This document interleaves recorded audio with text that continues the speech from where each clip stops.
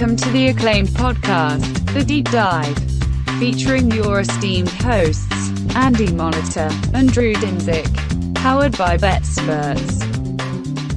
Welcome to The Deep Dive. Andy, we got 16 games on the slate this week. We got an injury list a country mile long. I got to go ahead and clear. I cleared my next CBS receipts, man. Yeah, I cleared my next 3 hours. Let's really get into this. Let's make it happen. Again, I will say though, I'm not in a great mood. As enjoyable as week 14 was, I love the board, love the results. I am not cracking the code of week 15, which is frustrating me. So, and you know, and I know you're in a good position in like the contest, and you have to bet stuff. But just in general, I think I kind of ran into the same thing, and I said, you know, contests aside, if you're just betting week to week, it's not a bad week to just say like, there's not a lot I love. Take a deep breath. Take a very small part of a stake and do a money line parlay with it. You know, if you really need some action, take a quarter unit and parlay some money lines together that you like. Do some extra teasers, dig into some props, find something else, watch some fucking bowl games, man. So it is, yeah, it's been a tough week for me to find bets right off the bat as well. That said, I just checked my email. I thought I was going to have to go to a parent-teacher conference tomorrow. Turns out it's a Zoom call. Oh my God. Like, just a massive an upgrade. Just a massive not having to drive to the school and sit into because you have to sit in these chairs that are like for children at these things. My ass isn't. What is this, a chair for ants? Yes, exactly. So no, let's unless you have any takes on the annoying. I mean, should we just run through all the Twitter arguments? Like the people who are arguing about the chop on the Circa Survivor, that lacks so much context. What if the guy he might have the best entry? If I had the best entry, fuck off. What way. What if he has like, hey, I have the Niners, I have the Cowboys. Like, yeah, what if he has like yes, three or four good teams, and he realizes what the other people? You just don't know. That it lacks a lot of context. Yes. Although it would be just funny if he was just spiteful and just said that would be great. Although it's Survivor. Did you know Skating Tripods? Adam Burke is one of the final. I did. I hope it's him. I hope he wins. I should text him, see if it was him. I hope you. I know. I'm cheering for the no. The hip drop tackle thing that we could go into many. I should don't just care. read. I should just read my tweet or my message. I just wrote, "Hey, tackling is dangerous." You know, it's so hard because these guys are, I mean, have you seen Next Gen Stats, which is a whole different diatribe? I got to get into that. But like These guys are running 20 miles an hour and they're the hugest, most muscular, athletic human beings on the planet. And you have to try to stop him from doing that. And I mean, some of these guys are clearly like, it is a technique. It's a technique that's been taught though, too. Yeah. But sometimes it's just like, the guy's falling down, or it's hard. Tackling a person from behind is difficult. Tackling is difficult. Tackle football is just dangerous. Correct. Such is life. We need to figure that out. And then also, I thought about Next Gen Stats a little bit. Mm-hmm. And maybe I've brought this up before. I remember when that was new because I thought it was going to be something along the lines of, hey, baseball has sabermetrics. Maybe we're getting something fun and really, really deep, and it's going to really tell us a lot about the game. And then it just turned out to be like, this is the guy that ran the fastest this week. This guy, did you know this guy ran 70, like on a scramble? He ran 73 yards in this play. You'll never guess who the fastest was so far this year, Andy. It was DK Metcalf running a straight line against the Cowboys on his first touchdown, I think. Yeah, anyway. I've been disappointed. And yes, we love Adam. Adam was one of the first sports betting podcasts I ever listened to. When I figured out what podcasts were, I had a job that I was alone, either in a vehicle or out, you know, usually just meeting with customers a lot, where I had a lot of downtime. And Bang the Book. Was it Bang the Book? I remember he was reading like Bet DSI ads. This is forever ago. So, yeah, he invited me. He invited me on his podcast a couple of times in the season that the Eagles beat the Patriots, and no one had ever invited me on podcasts or any media at all to that point. Like I had done a couple of SBR tennis like videos, but that was it. I wonder what And that's a good. and so I was like, it was like my foray into just like guest picks guy. And I'll never forget, I was very sure the Patriots were going to beat the Eagles in that Super Bowl, like super sure. And after they lost, one of my first thoughts was like, oh, God damn it. Adam's never going to have me back on. That's the end of that. So wrong. I was so wrong. But yeah, I had the over also. So I guess I'm trying to think what the first podcast that wasn't ours that I was invited on. I don't know. It's been so long. I couldn't. It was probably something SBR. That was big back then. Sure. I have no idea, man. That's been a long time ago. But yeah, let's go, Adam. Let's go, Adam. Ship that motherfucker. I still have a Bet DSI account. About once a year, I'll check it when it's just like, oh, should I check every nook and cranny? You know what? When I do open Bet DSI, for draft, because you just never know. Well, every once in a while, somebody will have a funny number or a silly limit on something that is limited everywhere else. Honestly, it was whatever 5 dimes became in America. Bet any sport one time, and their limits kind of suck and everything else. One time during the draft, they had like a $250 limit on something that was just very minimal or non-existent elsewhere. At a big plus number. It's like, I'm like, they're gonna just kick this back, aren't they? And I think they let you rebet. Something really weird. So I don't know, when you have a unique event like that, it is worth opening all 22 tabs and digging through freaking everything, I guess. Awesome. Well, the deep dive karma is with you. We want you to ship at him. Let's talk about. I don't want to get into the MVP debate. It's pointless. I'm almost sick of awards. I know. I'm kind of there. I know. Here's my one sentence take on awards. Sure. Besides obviously the Rookie of the Year awards that are over now at this point. Sure. There are so many high leverage games. Yeah. Between the 3 or 4 MVP candidates, the 5 or 6 Coach of the Year candidates, and honestly, a lot still to shake out in Defensive Player of the Year. That it's really hard to you take good positions and go from there, man. Yeah, really, and the. Let's do 20 minutes on tomorrow, though, quick. Well, that's the thing. So many of so much of the air, that's getting sucked out of the room on award stocks is people whose like opinion is this is who I think should win, and is totally divorced from this is how the award is actually doled out. Yeah. Right. So it's like useless from a betting standpoint. And then the other half of it is this is who I bet. And so I'm just going to pump this guy's tires. It's like, a lot of engaged in plenty of that. So I can't be too critical of it. But this year it feels like just an absolute it's worse this year. Yes. And basically you can tell who people bet. Yeah. I have no life-changing money for me whatsoever in the MVP market. But I feel like this is very much the left curve, right curve meme where it's best team, best player, Brock Purdy MVP, best team, best player, Brock Purdy MVP, and then the entire middle is, but the Dak means more to his offense than Purdy, and Purdy's got his best weapons. No, the middle is system. Tyreek MVP. There are people out there. Overthinking. There are people out there spitballing CMC.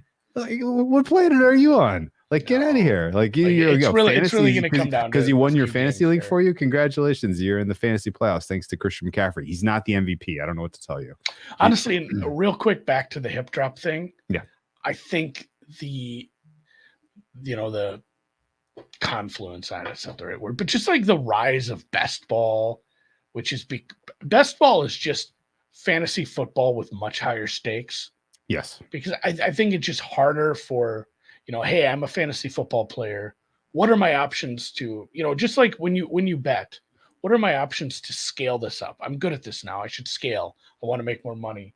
Obviously, there's difficulties, but what's your options to scale in fantasy? You either join more leagues or you join higher dollar leagues. Joining higher dollar leagues invites more variance, and you're probably going to go against tougher players. It's sharky waters. Yeah, you don't want to. Maybe you don't want to get into those waters. So, like, where do you go? And I know there's plenty of sharky waters in best ball, but best ball offers you an opportunity to start in like March and really build up. I mean, you could build up easily $100,000 worth of, best ball exposure. There's so many sites that do it now. If you really wanted to get deep into the bankroll, and like so when offensive players get hurt, it's just everybody's pitching a fit now. And I don't like it either. I don't like seeing people get hurt, but it seems like, and obviously the SGP crowd, the player prop crowd, like people get so mad when a player gets hurt because it just ruined their bets for the day. I mean, I had Wicks. Yeah, I mean the state of offense in the NFL is insane. We started the season with an average total of 44. We're at 41.5. So yeah. And with that, let's get into the East. Yeah, let's start with let's start with Thursday Night Football.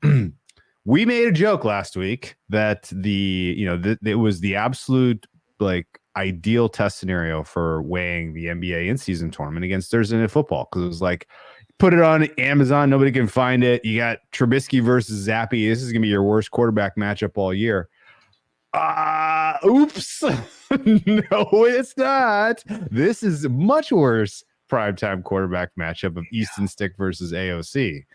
We have confirmation relatively, I guess, a high likelihood that this is AOC's last chance, I guess.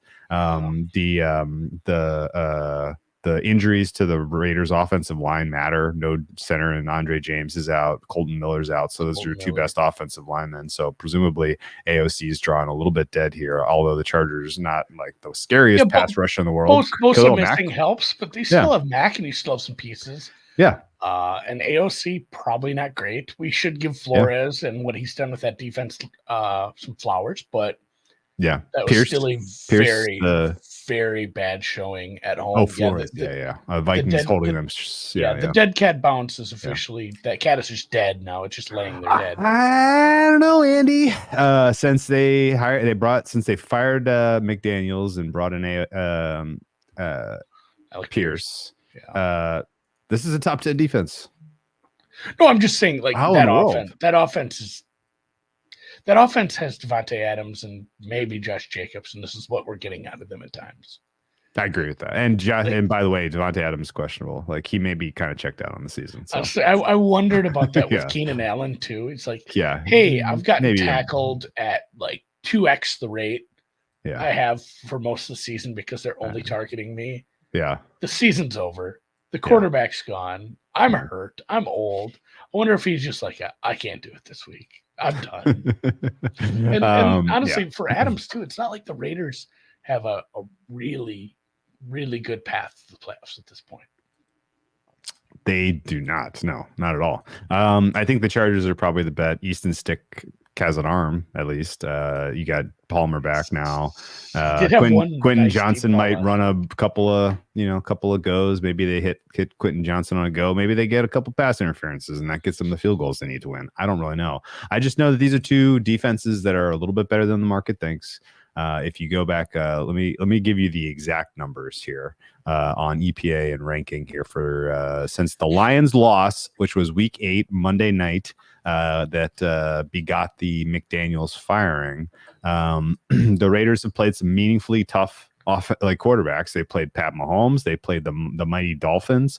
Yes, the other games were against Tommy DeVito, Zach Wilson, and Dobbs/Mullins. Yeah, I want to say they gave up some points to the Raiders. The Dolphins, the Dolphins kind of shot themselves in the foot. So I'm not saying EPA, wrong. EPA per play. I'm pushing back on it. You want to guess what's the EPA per play rank of the Raiders since they fired McDaniels? Oh, like 9. No teasing out turnovers, no dinking with this data. 9th. 4th. Okay. How crazy is that? It was DeVito and negative game script. It was a bad Jets team on the road. And really, if you go look at that Raiders game, that did feel like just Tua shoots himself in the foot game. The Dolphins. So we do need a dozen points. Yeah. That said, even if you take all that and let's contextualize it, I still can't say it's a bad defense. Say at minimum, using all league that average context, at minimum, it's right? Still, I'd say above. I'd say somewhere in like the 12 to 15 kind of range. Yeah. They have improved. Crosby is legit. They have some pieces. They've covered at times decent. And obviously they're able to stymie shitty teams. I mean, you have to do at least that. So I'm not sure. I'm super in love with even getting in bed with either team at this point. I mean, this total actually got bet up a little bit at this point. Don't get it. With Herbert and Allen out, it leaves a lot to be desired for a team that really, really hasn't been able to run. You're not going to be able to, lean on that with the backup quarterback. Mm-hmm. Adams is an illness, so if he does want to sit, he can just say, "I'm too sick to play." Max Crosby goes. He's always questionable. He's going. Yeah. I don't think there's a question there. He's a baller. Josh Jacobs hasn't practiced yet this week. That's not great either. No. So neither team I don't think Raiders could get shut out again. And honestly, the comment from Antonio Pierce, which is that the offense it's about to pop. Like, that was a good laugh I got out of that one, because it's not about to pop, not with the injuries that they have right now. No, give me a percentage chance that you see Brian Hoyer play at some point during this game. 60. I mean, it feels like they're on the other side of the Vikings game, where it's like, yes, they get the Dobbs game out of AOC, and it's like, we got to go to Hoyer. Hoyer has one nice drive, but they're shut out at halftime. That's Brian Hoyer's music. He's still a 38-year-old Axel Brian Edward Hoyer. Yes. Whatever it is. Axel Brian Edwards Hoyer. Yes. All right. Well, Chargers defense a little bit underrated too. They've been top 7 since they played the Lions, which is kind of wild. I didn't know they were any good, but yeah, that's also a very skewed sample because there's a Patriots shutout in there. So weird. Anyway, let's keep moving. I think if you want to play this game, if you're in a pool, I would go take the points with the Chargers, and if you made me make a bet on this one, I'd probably take Raiders team total under. I think Easton Stick is a high variance player. I've watched that long ball a couple times. It was a well thrown ball. It just, I don't know if we'll get that against the secondary. I trust them a little more. I think they have a good pass rush at times, so we'll see. It might be a high variance game where he hits a couple deep balls. They win this like 17-3. Yeah, all the important players on offense for both teams are not playing. Yeah. That's all I can tell you, which means 34.5 is probably too high. Minnesota, Cincinnati, first game on Saturday. Oh, boy, does it. Yes. Instead, it's in prime time. Wonderful. An interesting thing, just a little thing, and it sounds so simplistic, but it's something I didn't think of right off the bat when I was tracking something earlier in this week. Unusual for injured players. Like, this is basically these 4 teams or these 6 teams are playing. They played a Monday game. They have the same amount of time to get healthy as a team coming off of Monday Night Football. They have one fewer practice. So players like Madison, Jefferson has said he's good to go. The hospital visit was just hey, with this kind of injury, we got to check you for internal bleeding or broken ribs. Sounds like he's good to go, but I don't know that Madison is able to get back off this short of a turnaround. And now Jamar Chase is on the injury report. So he said he's going to play too, though. He did too, but like the fact that they had to throw him on there with an ankle, I'll tell you that if he's limited at all, yeah, I'll tell you the I rewatched Bengals Colts again today because I needed to understand if the Bengals defense was actually good in the second half of that game or if it was fluky. Colts just couldn't run. Was that Colts what you saw? Well, the Colts couldn't run. They muffed a punt. Minshew had a gross pick, and there was a really bad holding penalty that took 7 points off the board. Otherwise, the Bengals defense was terrific. They were just good in high leverage stuff. Like, there was a lot of third and long stuff because it couldn't run. There was a lot of third and long stuff, and in the third and long stuff, a lot of really dead. Like I mentioned this on Sunday, a lot of dead first downs. Yeah. Where it's like, hey, Zach Moss, right guard, 0 yards. Yeah, you're just throwing away first down. Yeah, Browning with the injury. I said this Sunday. He said it was cramps. He needed IV fluid, but now he's showing up with a right forearm injury. So maybe it was more than did he lie to us? Do you think he lied to us, or do you think they're putting him on there from a precautionary standpoint so they don't get dinged for another quarterback not being on the injury report and getting hurt weirdly? Like, do you know what I mean? Like, was he actually limited? Because it's funny how people I practiced didn't say anything about it, and then how loud the news was, Drew, when Joe Burrow wore that pen Yeah, pen, the hand thing for protector, drawing hand anime glove. on his tablet. But almost no coverage for when the NFL came out and said, "Yeah, we checked. They're fine. They didn't do anything wrong." Like that came out like last week. And, The asymmetry of conspiracy theory is pretty real. Just a little blurb on that. So, all right, let me ask you one more opinion injury wise, because the injuries kind of make this handicap one way or the other. The cluster injury for the Minnesota offensive line. Obviously, Darisaw, their most important player, looks O'Neal fine. might be their most important player. You think O'Neal is more important? Okay, well, he's very good. I mean, they're all both these guys they're are both missing great. time. Yeah, O'Neal is probably a big problem. I think, like you said, yeah. Jefferson likely goes. He says he's going to be fine. Madison hasn't practiced. Ed Ingram was back to full practice, but yeah, Brian O'Neal matters. Yeah. Yeah. DJ Turner was limited for the Bengals as well. Yeah. So, I mean, it's that kind of time of year. I got the sense Boyd that was limited again. I got the sense that all of the Bengals stuff was kind of precautionary, except Browning, which I don't know. I have no idea if Browning's actually hurt. But the Chase one, Chase got hurt in when it was 0-0. And he played the rest of the game and he was fine. So I don't think he's going to be limited. I do believe if Browning is fine, and now like my entire idea of who he is and how to handicap him for the rest of the season is thrown up in the air with this forearm thing. But if it's bullshit and if he's fine, he looks amazing. Like he's doing exactly what you need to do to succeed in this offense with those weapons. And honestly, Zach Taylor is coaching his damn ass off right now. Taylor and Callahan, whoever you want to give the credit to, they are sequencing shit brilliantly. They are pressing the aggressive button aggressively. I fucking love it. It's great. It's the same thing. We have two of these in the same division where we bring in a backup, or in the case of another team, a 38-year-old off the couch, and just like, you know what? Go. Green. Well, green button. And it's funny too. We say this sort of thing when like a 14-point underdog has a decision to make late in the game. Like, hey, you're a terrible team. You had no business being in this game. You should be aggressive because you're not. Why would you play for overtime as a massive underdog? It's the same thing with these teams where I'm not saying the Bengals and Browns are bad teams, but when you get put in a spot where like, oh man, we're on the backup quarterback. Like, why would you be more conservative? Why would I know they had to do a little bit of that, but I love how they pivoted because the Browns did that, and that's actually how they beat the Steelers. But I like how both of these teams have pivoted to like, we're going to be aggressive with this guy. Like, I love it too. Why not? It's an NFL nothing game. to lose. It's the right call. It is 100% the right call. You're gonna baby him and lose by a smaller margin instead of like really push. It'd be one thing if you had no weapons, but the fact that you have three good wide receivers, you have now they have a second running back. Yeah, they're using who's better than Mixon. Like, offensive line is playing better finally. This team is live for a playoff spot, which is crazy. I thought the defense for the Bengals did look better against the Colts, by the way. I wanted to ask you about the move here, though. Was the early move just people saying, I know Jefferson's going to go, this number's going to move, I'm going to grab the 4, I'm going to grab the 3.5? Or, I mean, is there a good angle to be looked at, Minnesota just over a field goal on the road?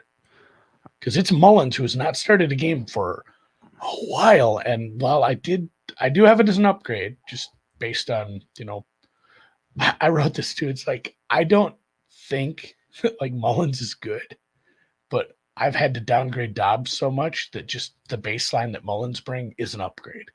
Okay. So it's a slight upgrade here, but still we saw a couple drives. We haven't seen much of him. A lot of it was, in San Francisco. I think we saw him a little bit in Jacksonville. Mullins has bizarrely efficient career statistics in terms of efficiency. Yeah. Like, I think his EPA stuff is like, what? Like, well, I think a lot of that is where is he? You're looking at the ball. Oh, he's up there with Brock Purdy. What the hell? A lot of it is just lack of turnovers too, which is good. So his completion percentage over expectation since he had elbow surgery is best of any player in the NFL. With like 100 snaps or whatever. So I don't know, maybe Mullins is good. If Mullins is good and he's back and he's effective, then yeah, sure, they're live. My guess, to answer your question, the original move off from 4 to 3.5, and then from 3.5 pushing it to 3 was the Mullins upgrade, the Jefferson availability, and people trying to sell on Bengals because the look ahead last week was like pick 'em. right? And so people are like, wait, it was pick 'em, and now you're giving me the hook. Of course, I'll take it, right? I bet 3.5. I feel like a fucking idiot. I not just because of the Browning stuff that I missed, but the price is a joke compared to what I bet it. Like this is one of those. Oh, you liked it at 3.5. You're gonna love it at 3 minus 103. Oh, you know what I kind of like here? It's a bit What's of a not just contrarian to be contrarian, but I truly do not believe the Bengals have a good defense. Okay. And I wonder, like I mentioned, we might have some injuries there. The Minnesota offensive line injuries really kind of throw a wrench in this. Plus the noise in Cincy is real. Did you see the quote from Taylor? No. Honestly, I'd cancel him. He probably needs a canceling. Uh-oh. His exact quote was, "Have one more beer before you go in," or something. Oh. Like basically, like he was encouraging the home crowd to be loud, to be rowdy.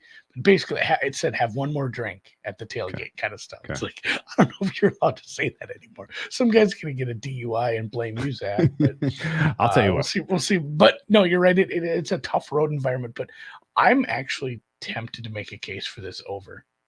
Okay, I love. But I'm willing to sell high on both these defenses. Like what Flores done has been great. They still don't have the playmakers. They're distinctly lacking playmakers. You can only get by on scheme for so long. Mm-hmm. And what I've seen from this Bengals offense, I like. And at the same time, I think Mullen's just not turning the ball over. Having a decent, cadre, you have some decent receivers here, even outside of Jefferson. If you don't have Madison, so be it. It hasn't been a good running team all year. I think Minnesota in a negative game state with a better quarterback scores points. I'm kind of tempted to bet an over 40. It's a nice.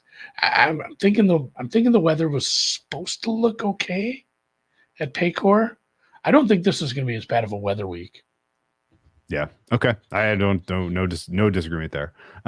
Weirdly, the bad weather game is Miami. Who fucking would have guessed that? Which do you remember that? So I've heard Chernoff brought that up today, and it's actually when I drove home to grab something, and I was like yelling at. I yell at my radio when the host says something like, "Isn't that's the stadium that Hard Rock doesn't really get wind in it?" Though. No, they don't.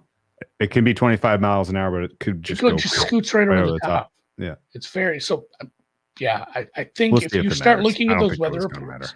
I don't think it's if you start looking at those weather reports and like, oh, it's going to be really, really, really windy in Miami, it matters much less there due to the architecture and design of that stadium. So take those weather reports with a little grain of salt. Love you, Dogma. I dig it.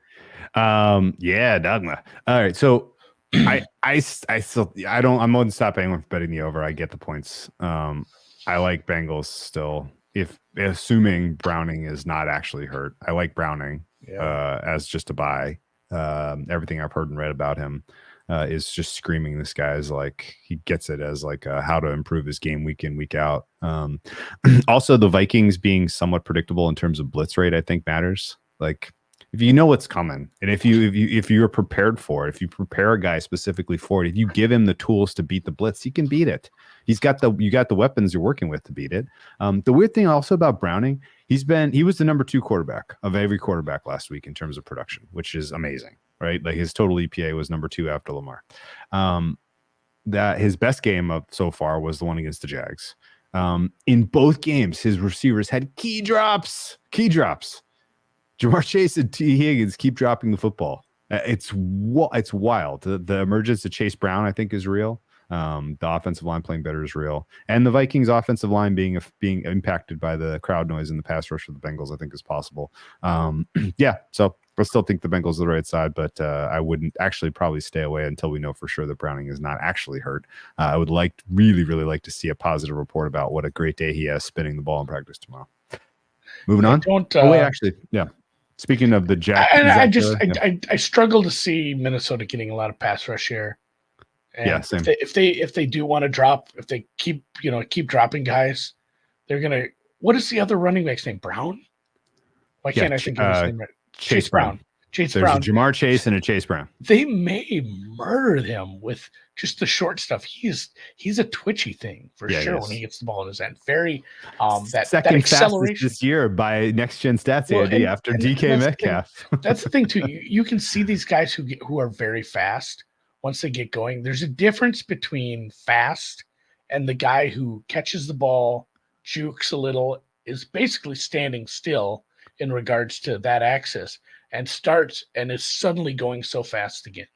He seemed to have that acceleration that you need for those sort of plays. Like, I think he might murder him underneath as well. Okay. Well, one last final point on this to the Zach Taylor have a couple more pops in the parking lot comment. I mean, it's impossible to think that a game week 15 involving the Vikings on a Saturday would have anything weird happen, right?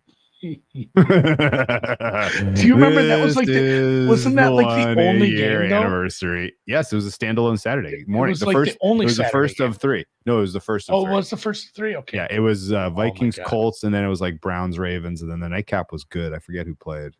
I remember I was very close to like. The nightcap was Bills Dolphins. Yeah. I just couldn't do it. I ended up watching that game. Like, oh my god! Was it a 33-point comeback? 36. It was a big number. Saturday's gonna screw this up. It was 33-0. I think at one point. 33-0. Amazing.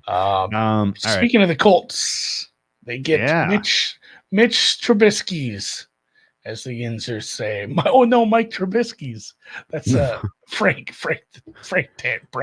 sent me that a while ago. I do love my Yinglings. I love my Yinzers, and this team sounds like Watt full practice. I think with 10 days he clears. Highsmith is a little less likely, but that probably clears. Otherwise, I guess I wonder, is this a good get right spot for Mitch Trubisky? Because this defense hasn't looked good. Deontay Johnson didn't practice today, which is issue. Najee's been missing time. I think Landon is just always going to be kind of missing practices. He's just never going to get to 100% at this point. DeForest Buckner is limited, but I think that's been one of those two where he's just constantly been limited. Missing their right tackle, most likely, again, with Smith. Do you have Smith kind of penciled as out? I think he's out. So if you have both your pass rushers healthy, you're missing one of your tackles, and you have a team that hasn't been able to run, you kind of got a sitting duck of a mustachioed quarterback back there. At least he's a gunslinger. So, yeah, gunslinger makes me think turnovers. Yeah. I'm tempted with a Steelers money line look here. Just, I guess, talk me through what's going to happen with this offense that is going to get anything out of Trubisky at this point. It looked kind of bad. And there were some quotes too from, they asked, obviously, if you're a sports writer in Pittsburgh, what do you ask Tomlin? Hey, any chance that we get Rudolph? And he didn't say no. He did not. He said we're going to have him. We're going to have him rep. We're going to have him ready if he needs. Because they said like last week, a big reason they didn't switch, he just didn't have the reps to go. I guess like they weren't comfortable with it. But they said he's going to be a little more prepared this week. Yeah. So this could be a spot where you get a quarterback change. Yeah. I don't have a material difference between current Mitch Trubisky and historical Mason Rudolph. I think it's pretty much a wash. It's probably a wash, but that means, it's especially a wash because that means Trubisky's playing poorly enough that you're swapping, right? Like it means that your whatever downgrade you had from Pickett to Trubisky, which sounds insane to say out loud, but whatever the downgrade was probably not enough if they do pull the switcheroo. But here's what I'll say, Andy: if they do pull the switcheroo, and if Mason Rudolph. That's a good call. Ooh, I had that jotted down. I love you, Gil. Like there's whenever you have this quarterback might get pulled, there's nothing more beautiful than having those unders and sitting them on the bench.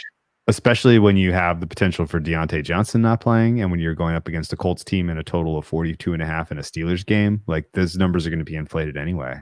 So Trubisky unders sounds super to me. I'll tell you what, Andy, if they pull the switcheroo and they put Mason in there and he leads them to victory, I mean, you got to put Tomlin back in the coach of the year race, right? Jesus. Mason Rudolph. Look, man. It would be a Christmas miracle if Rudolph was able to lead this team out of the darkness. I don't really want to see either of these teams in the playoffs. I guess slight coaching advantage to Shade Steichen here. I take exception with this total being 42.5. I bet a little bit of that today. I saw it move from about 41.5 to 42 and then 42.5. And I was like, I've been You took the under, correct? Under, yeah. Because I think the injury news for the Steelers is bad for the over. I think the injury news for the Colts is bad for the over. There's a lot of discontent with those wide receivers as well right now. Oh, surely. It's kind of a messy team. Deontay Johnson probably what's going to keep me off the Steelers. Deontay Johnson might be thinking about free agency. He might call his own number. I got a funny feeling. Not to play, that is. Not call his own number to play. I think under 42 is a decent ish look. I like 42.5 better. Is that moved at all? I guess it's back down to 42. Yeah, I think it should be like 41.5. So I don't know, slightly under 42, I guess, but I liked 42.5 better. Ready to keep kicking? Yes, Denver at Detroit. I got nothing here, man. I like the Lions a little in a nice bounce back spot. I think they match up. It's another defense that I wonder if has been sold a little high. It's been a team that, really, really let like we said this on Sunday, the high leverage plays decided that game. Yes. They ran the ball okay without their starting center. Correct. They weren't bad. They just had the turnovers. They were 1 for 5 on fourth downs. If you end 7 drives like that without punting, you're not going to beat anybody. I don't care. And Chicago moved the ball really well against a bad defense. Like I've watched this Broncos offense. It's inconsistent, I guess would be the word for it.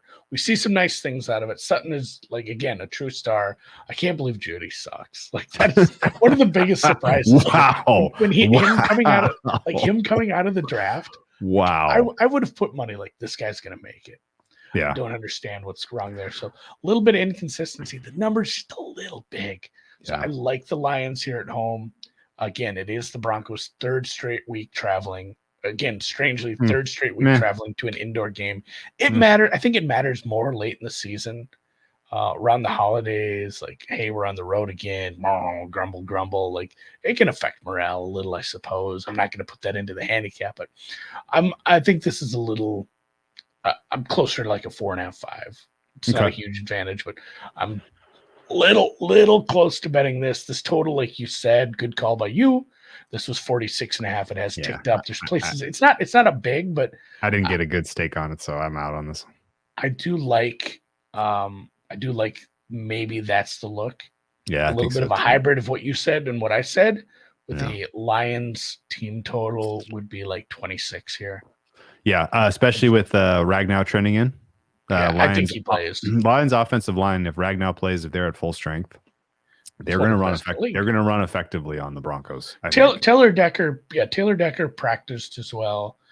So the Denver injury report too was, what was it? Samaj Perine did not practice. Benito, the linebacker, did not practice. Their safety hasn't practiced. Yes, PJ Locke. So a couple of defensive players injured for Denver. No one that moves the needle. No, it matters in the sense that you could be down a couple starters, but they aren't. Broncos defense is obviously much improved. We've talked about that a million times. I'm tired of talking about it. This is a tougher matchup for them, just by the way they are. Yeah, I think so. Tempted. I think that's it. Lions got bet from 3.5 to 5 and then back to 4. So interesting 2-way. It's another one. I get it. If you were like, all right, hey, let's play a game on. Let's play trick on everyone. I'm going to take the Lions. You take the Broncos, or I'll take the Broncos. You take the Lions, and we're going to just make a case for a side. I think you can make a case for either side here. I think the number's perfectly fine. I don't have an opinion on this one. I'm going to watch it anyway. And are we going to do a halftime show for this one? You think prime time Saturday? You want to? Or you're taking Saturdays off? No, not anymore. I kind of looked at them I guess I'm just working every day for the rest of the year because there's so much. Well, I'm gonna have to. Yeah, I can do it. All right, I'm going to be in rare form on Saturday. I just will warn you right now. Let's do a virtual handshake. Okay. Virtual. No, other way. This is my We're using the same hand. I think you got to use the other hand. Okay. There we go. I'm bad at the virtual handshake. Holy shit. Super fucked up. So bad at it. Okay, yeah, for sure. Sounds like 21-year-old Andy. Let's get happily. Yeah, we'll talk some Broncos Linos at halftime. That'll be fun. All right. Keep moving. That's it, and that's it for Saturday. And again, mentioning those injuries in that game, they do have a shorter period of time to get those guys back, although it does look really good for the Lions offensive line, which I love for their part. Yeah. They are in a spot where they kind of need to right the ship as well. There's some teams knocking. If they lose, they could be one game up on Minnesota or Green Bay. I'm fine with the Lions getting in as a 3 seed. I give up on Green Bay. I don't think there's a real path for them to steal. I kind of don't want Denver in the mix for the AFC, man. I don't like this Denver team for like playoff entertainment value. They're not for me. I don't like Sean Payton being in the mix for Coach of the Year. No. Like a good, healthy Broncos loss and we can kind of bury them would be a delight. One final thought on the Broncos real quick. More and more like Billie Jean King every day. Brett, one more thought on the Broncos and Jerry Jeudy. If you could have picked one game to watch with one athlete this year, watching the Chargers-Broncos game with Steve Smith Sr. would have been pretty fucking great. That would have been pretty sweet because of the Jerry Jeudy F-ups in that game. And you remember a million years ago, of course, I forgot when, Steve Smith Sr. and Jerry Jeudy had a little tete-a-tete little dust on up. Little dust up, as Jack Del Rio says. There you go. On Thursday Night Football, I think. Anyway, that would have been a delight. Anyway, Falcons Panthers. I got a real weak opinion that the Panthers should be a bet at 3. I'm kind of with you, and then I said, Andy, you're betting on the Panthers. What are you doing? Yes. You got away with betting against Atlanta last week, and a big part of their success was the fact that Tampa Bay is just missing so many defensive players. Yeah. But man, they lost Jake Matthews to the knee injury. Like nobody practiced hardly. So like, you had Dahlman, McGarry, Matthews. Yeah. Akuda's injured. Anyamata. Yeah. Lindstrom didn't practice. Matthews didn't practice. McGarry was limited, I think. So they could be down, or let's just say they're going to be down 2.5 starters on the offensive line. Yeah. Versus, so Brian Burns didn't practice today, but we might be. J.C. Horn was a rest day. There was a lot of rest in the Panthers. Why they need rest? I think Burns might be rest stuff too, but like I can see the Panthers defense having a good day against this. That was my thought. This beat up offensive line. Gross weather. I cannot get behind the Panthers offense, even at home in this spot. Like, what do the Falcons need to get to cover this number? It's not a high number. They need, just a couple broken plays, and the Panthers. I'm cover sure 3. I love teasing this. The Falcons probably need 17 points to cover 3.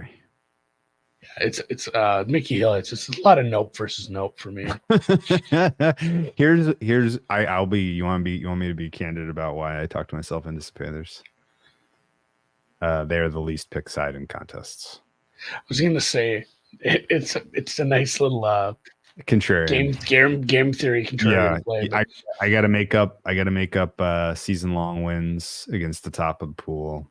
I think I got to use Panthers because I do think with the weather and with the Panthers defense, there's a path for them. So and again, I think it's probably correlated to the under. If you like the Panthers, you like the under, sure. Which leads you to. Do you just like Atlanta team total under in a spot where it's going to be 18.5 or something like that? But like Atlanta getting to 20 in this one.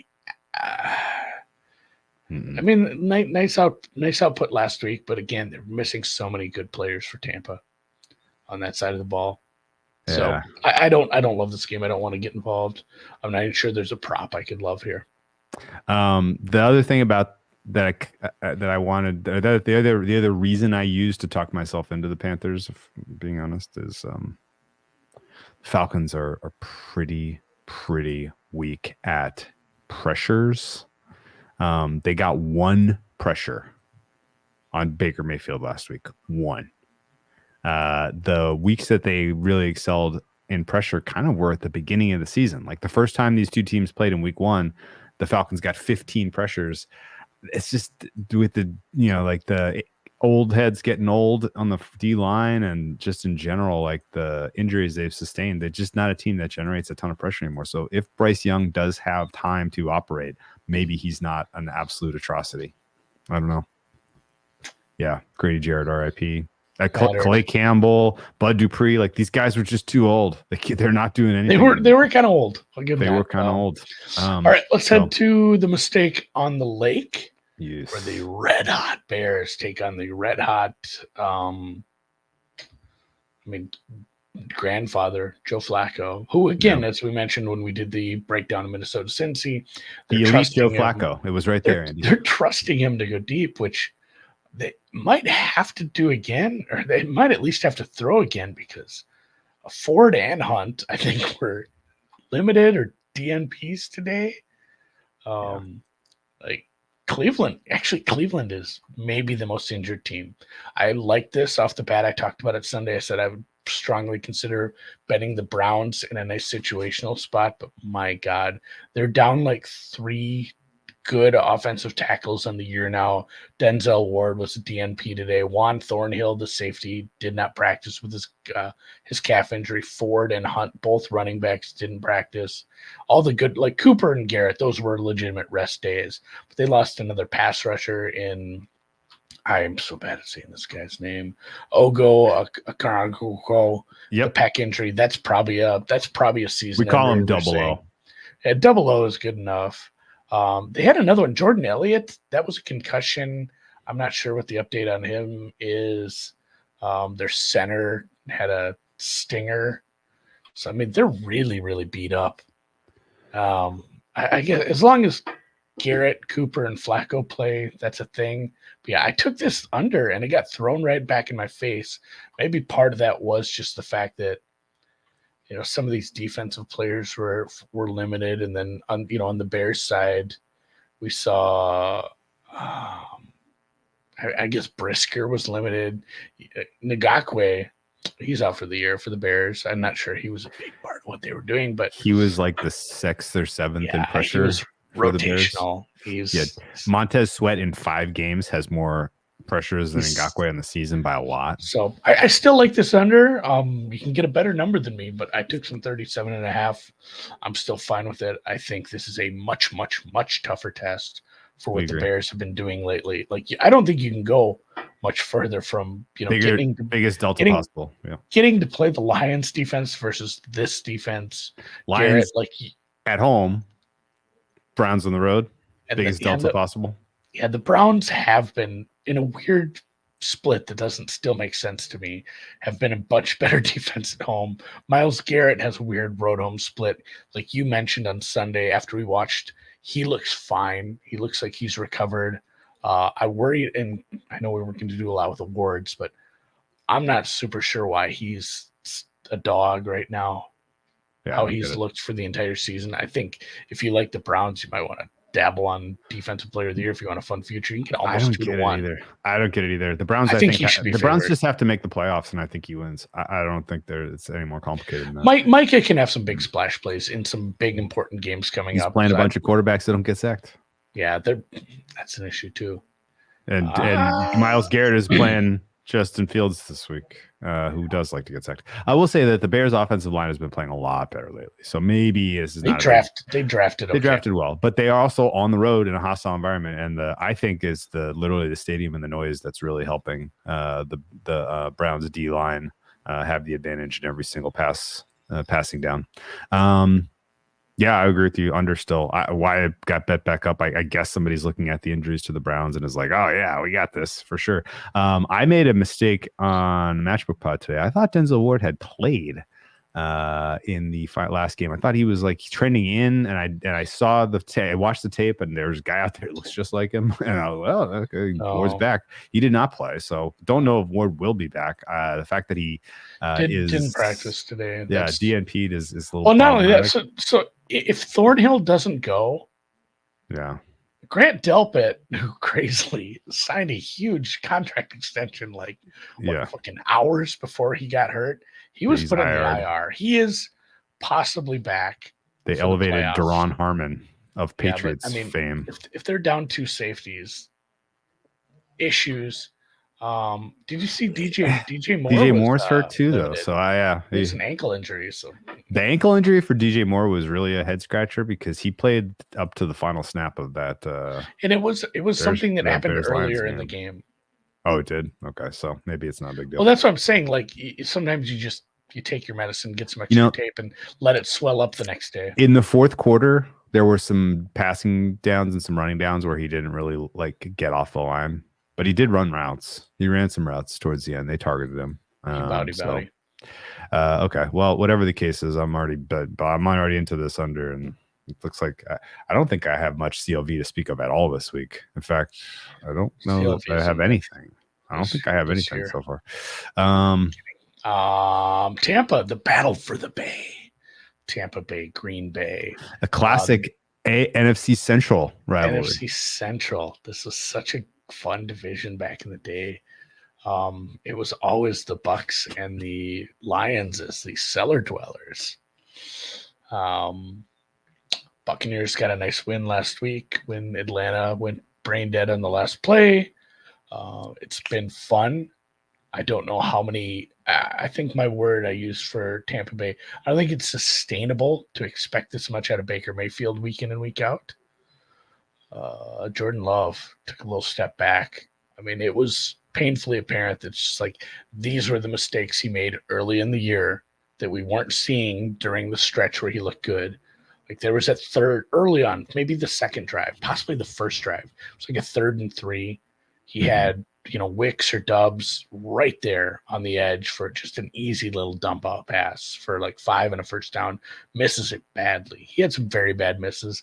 The announcers were blaming the wind. Yeah, I saw some of that actually. He wasn't throwing that deep. I don't know if the wind can take balls like that far off course. So I'll have to send you that one weird. There was a couple of L22 clips circulated today where literally the ball kind of did a specific retargeting, which I would never say. And the Meadowlands is notoriously weird like that. It does have weird swirling winds. So maybe we can give him a little bit of a pass there, but he looked bad at times. They still almost won the game. Mm-hmm. What are you going to do? You got the Cutlets up against you. Short week facing the Tampa Bay Buccaneers who, just it's the same thing. Like, so Ryan Neal went out last week with an injury. Jamal Dean, Devin White, Vita Vea didn't play. The DNP list today was Carlton Davis, Will Golston, Godwin, who's been banged up a little. Again, Ryan Neal, Vita Vea, Devin White, and the long snapper. We have multiple long snapper things to talk about this week. But yeah, we have like 6 replacement centers and several replacement long snappers all of a sudden. It's a whole thing. AJ Dillon didn't practice, I guess, with a thumb injury. I think that's still what I have from yesterday would be like, here's who would have practiced. They didn't actually practice the day after a game kind of thing. Keeson Nixon, who returns kicks as a quad, and then Jaden Reed, Wicks with the ankle injuries, and then their safety, Darnell Savage, has that shoulder injury. So a lot of banged up players in here. I think this number's pretty good. I think it should be bigger for the Packers. I'm fine laying Packers here. I trust. I almost looked at this over too, but I don't love the injuries. If the Buccaneers defense is rough and nobody goes out of those DNPs, and we get like Savage injured or Savage not playing at all, you can for sure pick on this Packers secondary a little too. So like, I guess weather dependent. I kind of like this over. Okay. I'm fine laying. I laid 3.5 at a favorable price for the Packers because I think this has blowout potential. Packers. I like that if the Packers can get into a positive game state, the Bucs are going to have to play into their strength. And I like that. Honestly, just like the cluster injury for the Bucs here on the defense is concerning. The pass pro for the Bucs is maybe their one bright spot of the entire team, and now they're on the road in a hostile environment. I think there's potentially here for the Packers pass rush, which was I say the pass pro for the Buccaneers is their one hot spot, and they're in distress here with the environment. And the Packers pass rush, which was useless against the Giants, should be able to have a little bit more of an effect on this game. Fine writing off Packers Giants outcome as Packers got into a negative game state.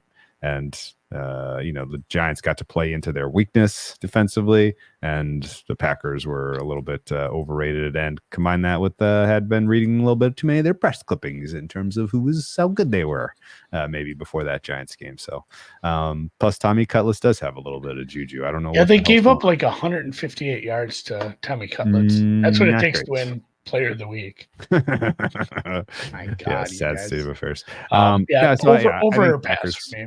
I think the Packers are good enough to be laying 3.5 at home with the Buccaneers. So with the Buccaneers defensive injuries being key. Also, you know what?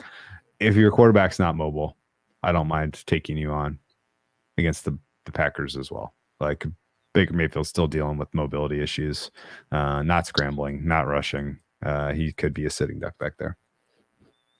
I don't consider him a statue, but he's hurt. He's not. Yeah, I was gonna say he's not healthy. Yeah. Tucker Kraft has done a very nice. I'm glad you brought that up, Fezzy Mac. South Dakota State's Tucker Kraft has done a very nice job, kind of stepping into where it was Musgrave with the. That's a made up name. They drafted 2 tight ends. Yeah. And I compared them both to Travis Kelce in the summer.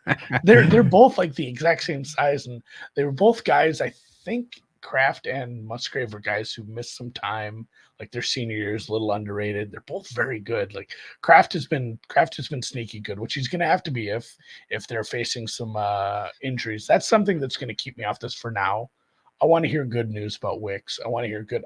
There's no shot that Watson is coming back. That is still a multi-week injury with that hamstring, I think. Okay. So, but I'm very low probability, I think, in that case is what I'm reading. But I want Reed and Wicks practicing later in this week. That'll make me feel a little better. Hey, you want to tell me last time the national champion? Last time the Bucs won on the road this year, Andy? I don't think they have. Oh, no, they did. They beat the Saints 26-9 back in week 4. Yeah. It's been a long time. All right, let's keep moving. I think the pass protection really is what. The weather up here, the weather, because we're traveling this weekend. So I looked at the weather. It's crazy. Like the weather for January or December. This I don't know, global warming. Yeah, I take it back. They beat the Falcons. Nice. They beat the Falcons last week on the road, but before that it was week 4. Anyway. I bet on Tampa Bay. I couldn't even remember the fact that I got a win last week. I think they're a better bet at home, and I'm circling them actually week 16 against the Jaguars at home. That's going to be an interesting one because they maybe get some of these players back by then. They're going to need it. Texans, Titans. Give me a percentage on Stroud. What do you think? 0. I'm at 5. 1. It didn't seem very likely.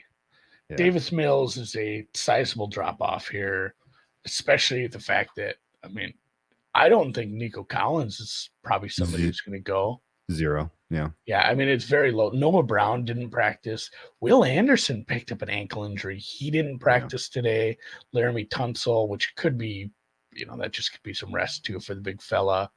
He didn't practice. Blake Cashman had this hamstring injury. He's probably missing a week or 2 for their defense. Tavir, I never say this guy's name right either. Tavir Thomas, the corner. I think it was the same thing. Hamstring. Sounds like he's missing a week or 2. This went from a very fun team to, shit, everyone's injured. We might lose to the goddamn Titans. Yeah, and Will Levis. Yeah. Who isn't a great quarterback most of the time. Again, nice deep ball. But if you can be, we have a couple of starting defensive players out for an already susceptible defense. I can't say I'm betting on the Titans here, but Sam Lipscomb says uniform revenge game. Our own Dan says the Titans wearing Oilers uniforms against the Texans is nasty business. This is also a revenge game for Mr. DeAndre Hopkins. Yeah. Who I think would be delighted to lay some. I can't see these 2 logos together and not think about Andre Johnson beating the shit out of Cortland Finnegan. That was awesome. God. Yes. Cortland Finnegan walked away like he won that fight too, but he got worked for a little bit. This is the first Robin of Ventura. This is the first of another one of the AI fuck up divisional sandwiches. There's like 10 of these this year, and they're all stupid. It's a weird schedule. They're all stupid. And this is so we got Titans, Seahawks, Titans. Or sorry, Titans are playing Texans, Seahawks, Texans. Cool. Fun. Yeah. We're going to learn a lot about this team in the next 3 weeks. Like I hate this cluster of common opponents. Stupid. I will say that the Titans were impressive in effort on Monday. That's for sure. The no quit down 14, 3 minutes to play is not something I would have expected out of that. They have a good coach. Like they have a legitimate good coach. Their defense played well too. There's no way to slice it. I mean, I know the bunch of the Dolphins got hurt, but the Texans defense that they should have been absolutely gashed in that one, and it just didn't happen. A lot of people listen to this podcast. Not as many as, it'd be cool because at that point we need to get like ads from Delta and stuff. But sure, enough people listen where I think somebody somewhere might have an answer to this. And I just want to know what the deal with Taylor Tart is. It's been the second week in a row he's been missing time for personal reasons. And I scoured the beat reporters. I scoured the team sites. I just Googled his name. I put his name in search bars all over. Couldn't find anything. It's not even a big deal, but now it's just bothering me. If somebody knows what the deal is with Taylor Tart, let me know. He didn't practice today. Neither did Jeffrey Simmons.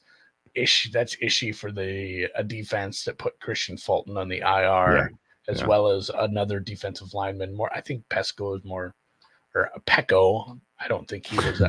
I don't think he's a needle mover either. But you never want to lose depth when you're a bad defensive team anyway. When is the best time to lose a bunch of good defensive players?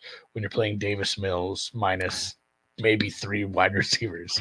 Yeah, this total might be high. Is it? Yeah. All right. Somebody might have an answer. Might be a sick or ailing family member.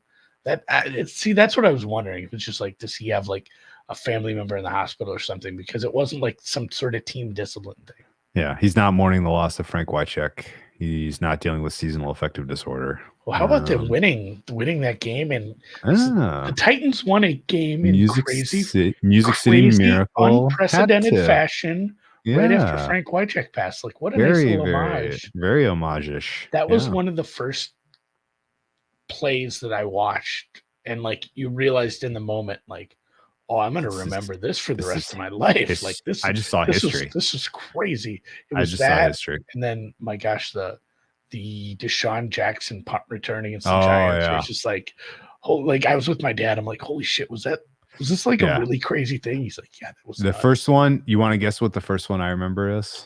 Mine was the first play I ever watched. And I didn't realize in the moment, but the first game I remember watching was Norwood. Scott Norwood. That was what I was going to say. Really? Norwood. Really? Yes, absolutely. No, my dad. Absolutely. The funniest thing was like when I asked who was playing, and I thought the Bills was such a stupid name. I just imagined a bunch of like dismembered duck bills running around a football field. And my dad said, like, if he makes this kick to Andy, they'll win the Super Bowl. And wide right, like, and he missed. I'm like, well, that's not good. He's like, no, that was bad. Wide right was where I was going to. That's the first one. That's the first play I remember. I saw. That's the first. Yeah, that's the first like game I really remember watching. I saw stuff before that. I remember Doug Williams and the Redskins when I was in DC as a really young kid. And I remember Joe Montana winning against the Bengals and Boomer Esiason. But the Scott Norwood miss was huge. The next big kind of key play I remember was the Leon Lett fumble. You remember that? Where Leon Lett was running back the fumble and Don Beebe ran him down. I think it was Don Beebe ran him down and popped it out in the Super Bowl. That was like the Michael Jackson. Oh my God. This was one of those Cowboys two where it's just like, I remember this being like, was that Dyson reached? Kevin Dyson trying to reach and the Rams tackling him. Oof, that was massive. Wild. That was crazy. Yeah. Okay. Fun times. I'm not betting this game. I have nothing either. Let's keep moving. Oh, speaking of not betting this game. Speaking of not betting, just give me your temperature. Forget about the numbers. Like, who the hell knows what's going on with Carr? Who the hell knows what's going on with the Saints? The Saints Carr is off the injury report, man. But I guess what that is true. That's a lie. That's right. That's right. But he's not sleeping without so much medicine. It is the Saints are such a mess. Talk to me about Tommy Cutlets. Is this real? What's going on here? He's trusting his arm, man. That last throw was that Wandell? Yeah. Wandell Robinson. He did put up big numbers. It was a dart. But I mean, he made the plays when he had to. There's something for that. It was a coaching staff we trusted last year. Why not now? They couldn't run the ball worth shit. And the Saints defense, despite losing Lattimore, it still has some pieces. That said, I'm not into laying this many points at the Saints. The Giants have had a nice landing spot for Tommy with some home games and some opponents where he could look good. Go look at that. Was it the Patriots game? Where they basically neither team did fucking bupkis. I mean, he's not a good quarterback. This isn't something is going to be a long-term thing. I don't think. I've been wrong before. I don't think he's the long-term answer for the Giants. It's a very fun story. And for all my Italian friends, it's awesome. That spread at the tailgate looks so good. I want to make some baked CD right now. I'm struggling to see why the Saints should be favored by 6 over anyone. I know the Giants are very much near the bottom of my ratings, but the Saints aren't that far up. Nobody from the NFC South is. This is about a point high. I still can't take the Cutlets on the road. Can you make a fake? Okay, that's all fair. Can you make a fake profit exchange market for me? Ooh, I would love to do that. Total EPA head to head. Bryce Young last week. Tommy Cutlets this week. It would just have to be over his number. I like that. We got to come up with one for. I would handicap though that performance, because like if Tommy Cutlets is outperforming 1.01, like we live in a very, very interesting world. Two same sample, common sample on the road at the Saints, relatively the same personnel you're up against. Like if Tommy Cutlets gets more than 6 points and is closer than Bryce Young, my goodness gracious, that is an indictment of whatever process the Carolina Panthers went through to draft Bryce Young, I guess. I mean, I don't know. I'm not. Somebody asked, weren't the Panthers? This is essentially the same line as we saw versus the Panthers. Yeah, I have the Panthers and Giants rated terribly close. I almost took again. It was one of those where, man, I can't lay these points with the Saints. Can I? What do you think about the fact that Giants have Andrew Thomas back and just in general are a little healthier across the interior offensive line? That helps. Neil didn't practice today, I don't think. He's been bad. He's been poor. So they're off on Monday, so I think it's estimated practice for Wednesday. But Dexter Lawrence and Ashawn Robinson were limited. Evan Neal is limited. They're getting healthier. I mean, it was pretty rough for a while there. And then on the Carolina side, the Saints side. I don't know. We keep bringing up Carolina. We keep going back to that horrible, horrible team. Olave has an ankle injury. They're already down all the other receivers, but they signed James Robinson. Oh, so Taysom is back. Taysom is back. That matters for this offense. He's, like it or not, a part that matters for this team. They can do stuff with him. I love it when he gets the ball in his hands. Just not interested in this either number. The total, man, total's where it should be. No clue. I have literally no way to handicap this game. I have no idea what's going on. Let's keep going to Jets. I should look at this. I'll look at my rolling 5 for them too. A player of the week I did back is Mr. Zach Wilson, who somehow, some way got selected as AFC's player of the week over Lamar Jackson last week. Reeled me that one. But the Jets take on a Dolphins team that picked up the wrong injuries at the wrong time. Boy, oh boy, the Dolphins have had a very favorable stretch of games, and they are about to go to schedule hell. And that is not the ideal time to lose your starting center, who is very good. It is not. Not just like, hey, he's out to the playoffs. He's done. That was an ACL, right? Yes, not good. Not good. Tyreek is banged up. Not great. Tyreek stepped slow. Not great. Jalen Waddle came out of the game. Not great. Xavier Howard came out of the game. Not great. Chan has a toe injury. Yeah. Liam Eichenberg has a calf injury. Oh, he's your Xavier replacement. Howard has a Liam hip Eichenberg injury. is your replacement center, by the way. Yeah, he is filling in, moving into center, and he is now hurt with a calf injury. Yep. And again, this was Teron another estimated. Armstead, Robert Hunt. Armstead, Hunt, Mostert was rest, they said, but Tyreek, Armstead, and Rob Hunt did not practice on the estimated report, and they signed Melvin Ingram. Well, actually, I looked. He had was a Dolphin last year, right? He had some productive games for the Dolphins last year. Another year older, but I guess they're doing something on this defense. They need it because you know what helped them put away a 14-point lead against the Titans? A semblance of a pass rush. Yeah, that was crazy that they let that slip. It's crazy how much of a cock tease they were for the people who took Miami too. So all of a sudden it's like, oh my God, you went so long thinking you were dead, and then like, oh my God, we're gonna cover. Oh, we're gonna cover. Oh God, what's going on? And then didn't fucking win. Dude, the underbackers too. The under was home free until it wasn't. All right. I think the Dolphins are in trouble in this spot. I think this is a huge test for them against a very good defense. I think the entire matchup comes down to Dolphins offense versus Jets defense. Quinton Williams is a factor in this one, in my opinion. The Jets pass rush in general, being able to generate quick pressure against Tua is a factor. I don't think the Dolphins are schemed or set up well at all to take advantage of some of the ways you want to attack the Jets. And the Jets defense might be playing the best football of any defense right now. That's not a controversial opinion. I think Jets offense with Zach Wilson playing a little YOLO ball, not a bad thing. He was obviously very in his head in the first stint he had as the replacement quarterback, and I think he could be more dangerous. What do you think? Did you think we'd see a Dolphins total under 40? Even against a good defense? No. Not this season. Crazy.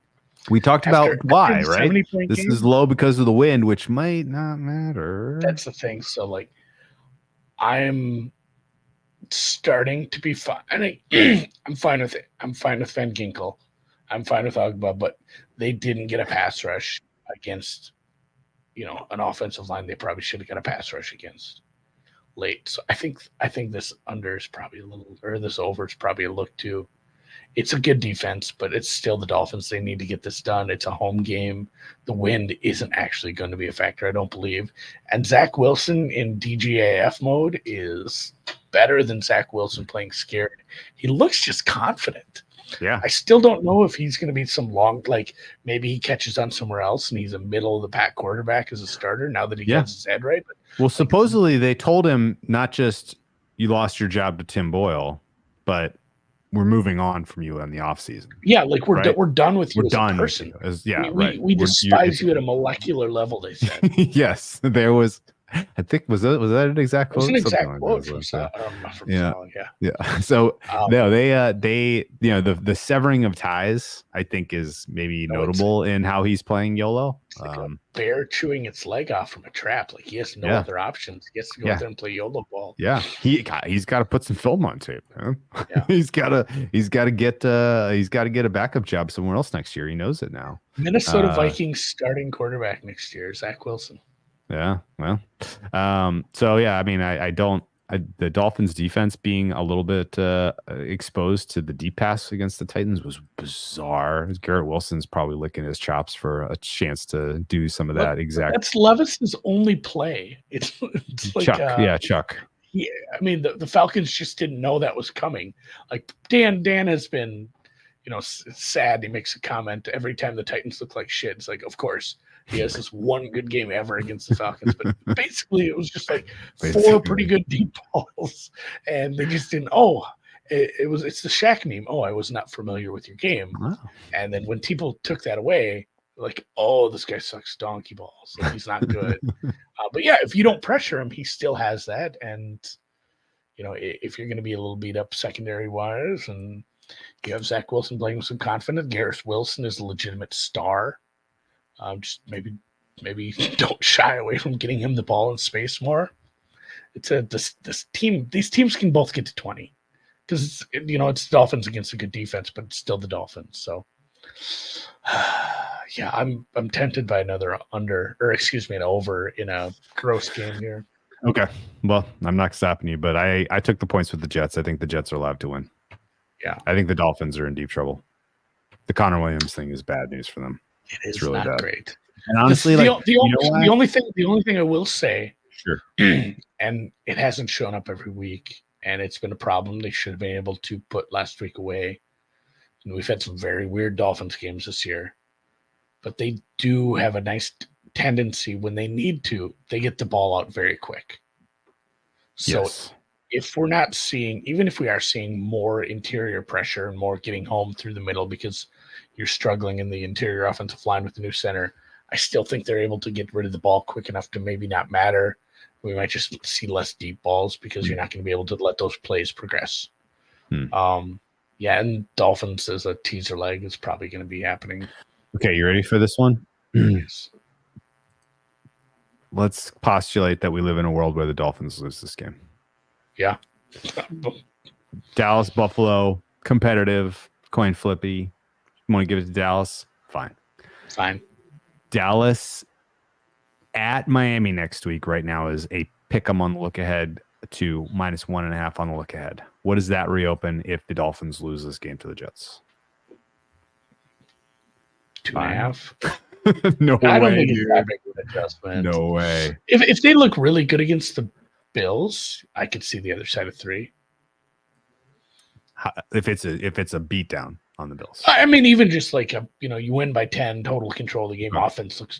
Offense misses no beats. Yeah, you could open, but 2.5. Okay.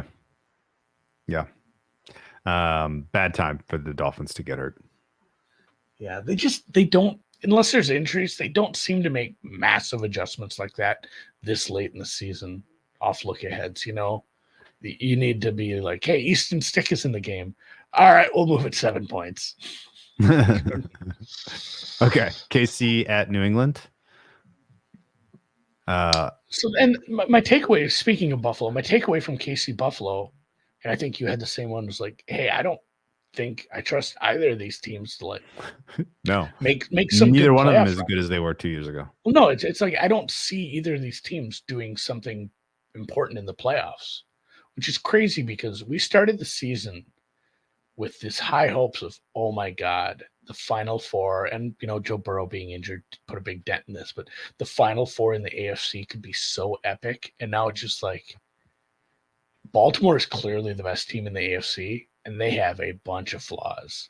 Miami is scuffling. The Chiefs are scuffling. If Kelsey isn't having the game of his life, their offense doesn't move. The defense is getting injury after injury.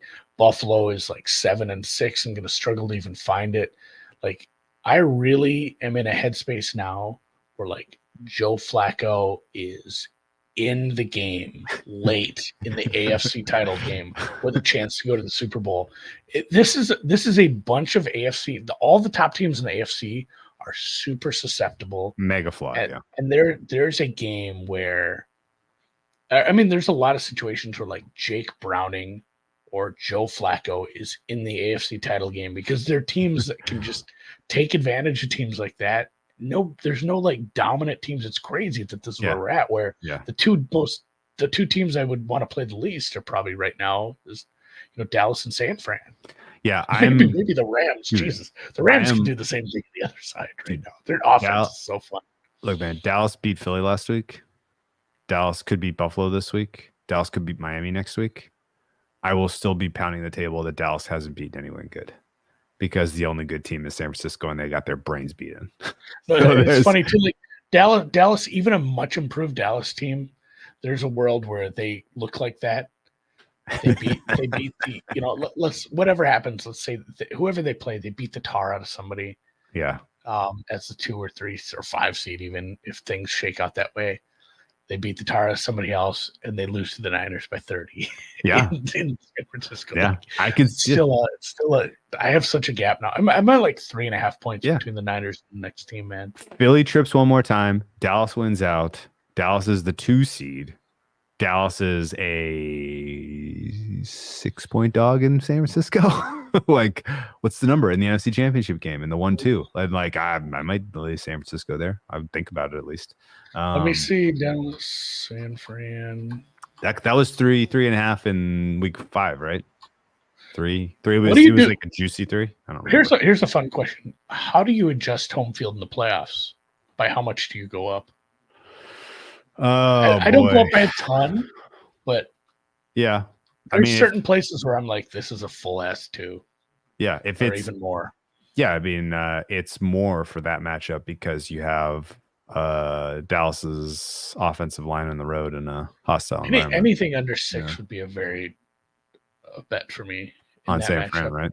On San Fran. We got to make a lot of assumptions that everyone's healthy, and this is where we're at. But San Fran at home under 6 would be a bet. Yeah, we live in a world this year where until Dallas beats San Francisco, they haven't beaten anyone. Yeah, Sunday night at the Lake in the playoffs. Yeah, it's big. It's a big number. 4. Back in the day, like night game in Seattle when the defense was good, that was that was like, hey, that's back in the days when we were giving them 3. That's like, oh, this is like a 4. Yeah, I mean, Dallas at home this year in the playoffs could be a huge home field. Dallas has been a very good home team. Honestly, dog pound.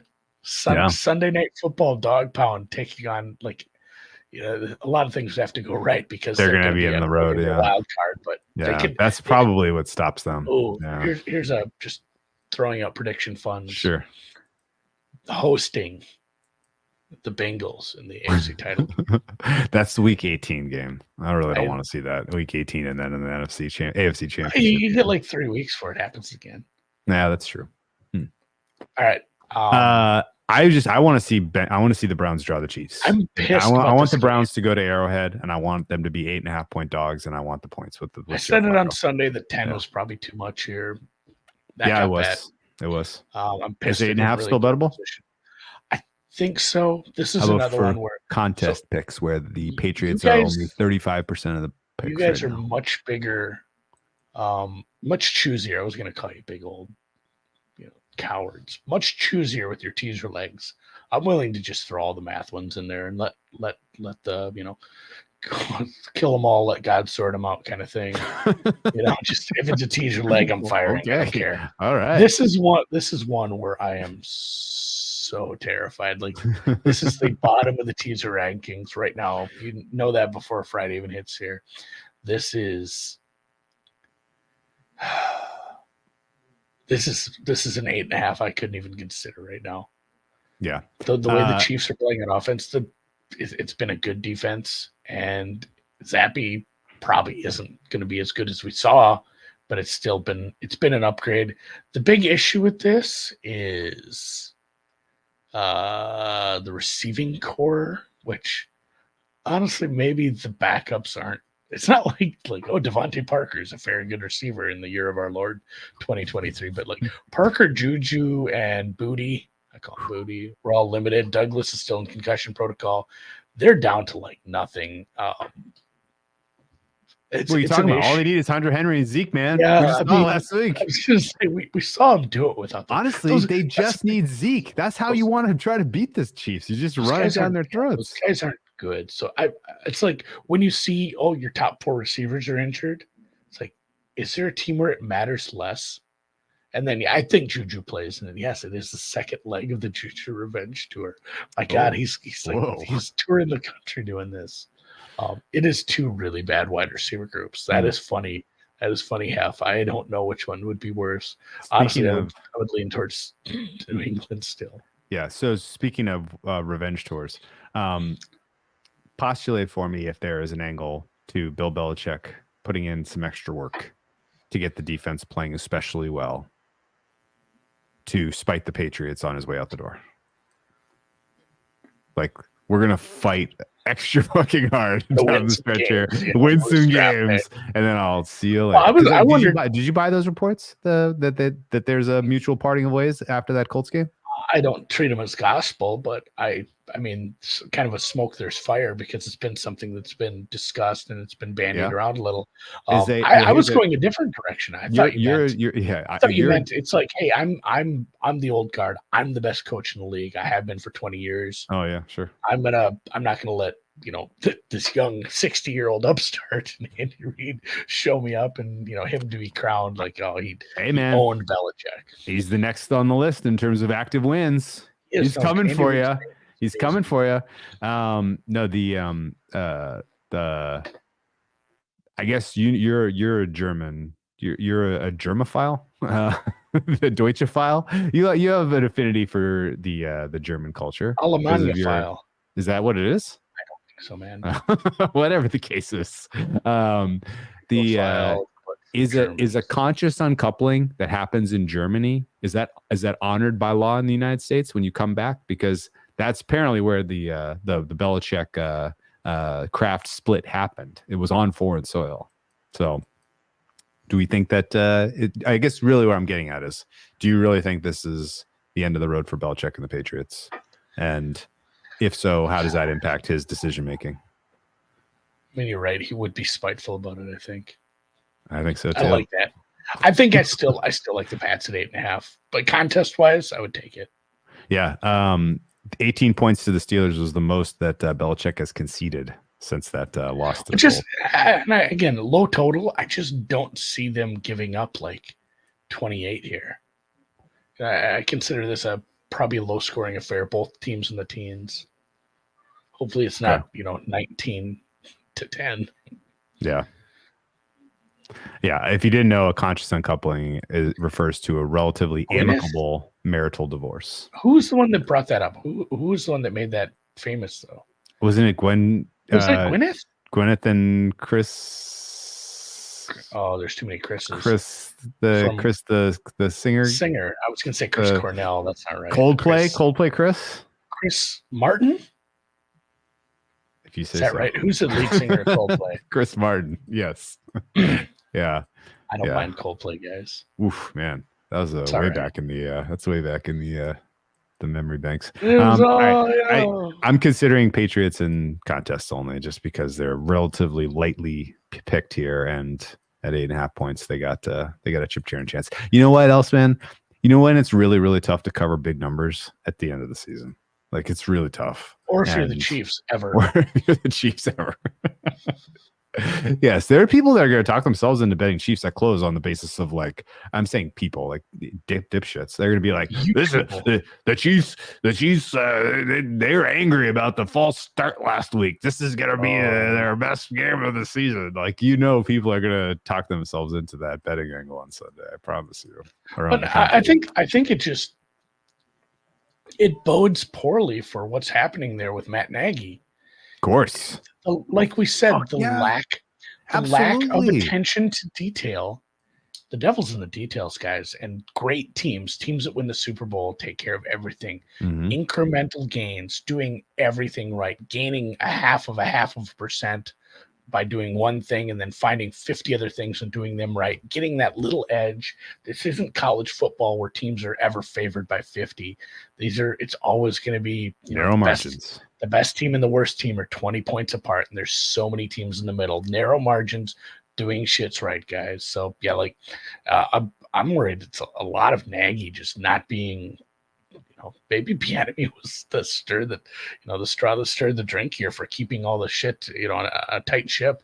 So it sounds like, remember the reports where players were like, oh, he's kind of a dick. He's like yelling at us early in the season. Yeah. I wonder if Nagy's more of a player's coach and it's just kind of starting to unravel a little. That's not crazy. I also can tell you that Nagy's attention to detail on his game plan sucks. 2 weeks ago, they lost to the Packers. 2 weeks ago, they lost to the Packers with one rush attempt for Pat Mahomes. It was they barely ran Pat Mahomes in that game. Pat Mahomes is not dealing with an especially significant ankle injury. They ran Pat Mahomes last year when he was on a high ankle sprain through the playoffs, and he is the most destructive force as a scrambler that exists in the NFL. And you know who effectively executed a nice little quarterback scramble and shred the Packers defense? Brian Daboll with Tommy DeVito did it. Yeah. It was right there, and Nagy missed it with Pat Mahomes somehow. Like that, just seeing DeVito on the designed RPO stuff just made me want to scream on the rewatch of that Packers game. So I was like, where was this for Mahomes, man? Like, he should have scored 40 on that defense. What are we doing? Yeah. So Nagy's a problem. I'm there. Ready to move on? Yeah. There should be a conscious uncoupling of Andy Reid with Matt Nagy this offseason. I'll tell you that much. He deserves better. Yeah. San Francisco is at Arizona. San Francisco, the aforementioned best team in the NFL. San Francisco clinches the NFC West, having already clinched a playoff spot. They clinched the West with a win this week. There are only two teams that I think can clinch with win only. The Niners, three teams. Niners can, the Cowboys can, and the Eagles can. Everybody else needs to clinch and have a series of other weird shit happen. These three teams need a tie. Yeah, exactly. Yeah, there's so much of that where it's like, once I see that, I stop reading. Like, oh, you need like three different games stand in a tie for this to work out. So I doubt that happens. Yeah. So fine with this number? I don't know. I don't really care. Beyond this number, I think this number is too small, but I don't. I don't. Doesn't mean I'm going to bet it. Like just my difference in PRs here is like 1 to 31 kind of stuff. Wow. And it's it's a big difference. We have Kyler back, but it's still been a bad team. I was talking about this team because I was telling Drew about this. I'm starting on my draft prep, and I think they actually drafted well last year. It's just so hard to tell when the roster's so shitty. But they got a nice tight end. They got a nice offensive lineman. A couple of the guys further down the board, like a wide receiver and a running back, have turned out okay. I think this rebuild is going well. It's just it's still a couple years away. And they have some really – they have 3 picks that are going to be in the top, 35? So this is going to be a fun year for the rebuild. And I'm very curious what they do. That said, man, I wouldn't be trying to win this game. You proved your point. Yeah. Man, go get that second pick. Hollywood missed practice today. It doesn't really move the needle for me against this team, although that is the weakness. They signed Jason Verrett, the Niners did. That's how dire things have gotten in this defensive backfield. I didn't have a lot. Yeah. Like Charvarius Ward didn't practice. Hargrave, Greenlaw, and Armstead didn't practice, but it's still Wednesday. We'll wait to see how some of that hashes out. If there's a bunch of teams or a bunch of defensive players that don't end up going, maybe a case for an over here, because the only thing that's going to keep the Niners going is just, Cardinals scored again. We got to go do our thing, score. Mm-hmm. They can probably pick their number, but it's a big number on the road. They didn't cover the closer last week. It was kind of just it felt like a yeoman, like just, hey, punch in, punch out, get this win. This is a team that doesn't deserve our best plays. If that was Seattle, I'm not sure what Cardinals qualify as. So it's a big number. I'm not willing to lay on the road. They might win by 30. They might win by 10. It'll feel like probably the result wasn't in doubt either way. Yeah. Would you surprise you to know that Purdy's best game this season in terms of total EPA came against the Cardinals in week 4?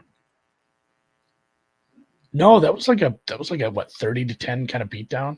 It was not. You know what his EPA per play in that game was? You want to just hazard a guess? How many plays did he have? Like 45? 25 plays. That was his best in total EPA. Only had 25 plays, so I've already tipped my hand here. Yeah. Well, his EPA per play in that matchup 1.06. Every time you snap the ball into the hands of Brock Purdy, you gained a point. That's absolutely crazy. I don't think there's another EPA. I don't have this at my fingertip, but I think that was probably the best by a single quarterback all season. No clue. I will tell you this, though. The Niners do not, under Kyle Shanahan, the Niners do not have a penchant for taking their foot off the gas down the stretch. Like, they throttled some teams down the stretch last year who they were clearly better than, including the Cardinals, who they beat in week 18, like 38-13 or something. I forget exactly what the final score was. Actually, let me look that up so I can give it to you exactly. The week 18 result last year was 38-13. Niners over the Cardinals at home. Not a competitive contest. They are not a foot off the gas at the end of the season type of team. The 35-16 win against the Cardinals earlier this season had no other starting quarterbacks, or no other quarterbacks taking snaps besides Brock Purdy that I could tell you. Brock Purdy played in 98% of the offensive snaps. So I don't know who played. Must have been some long, extended, meaningless, unproductive Cardinals drives. I kind of want to go look at that box score now. So I'm not betting this game. So how does it work if 90? Sam Darnold took one snap in that game. There was only there were 54 Brock Purdy snaps, one for Sam Darnold. All right, well, no opinion on this one. I actually came into this game thinking, okay, let's go.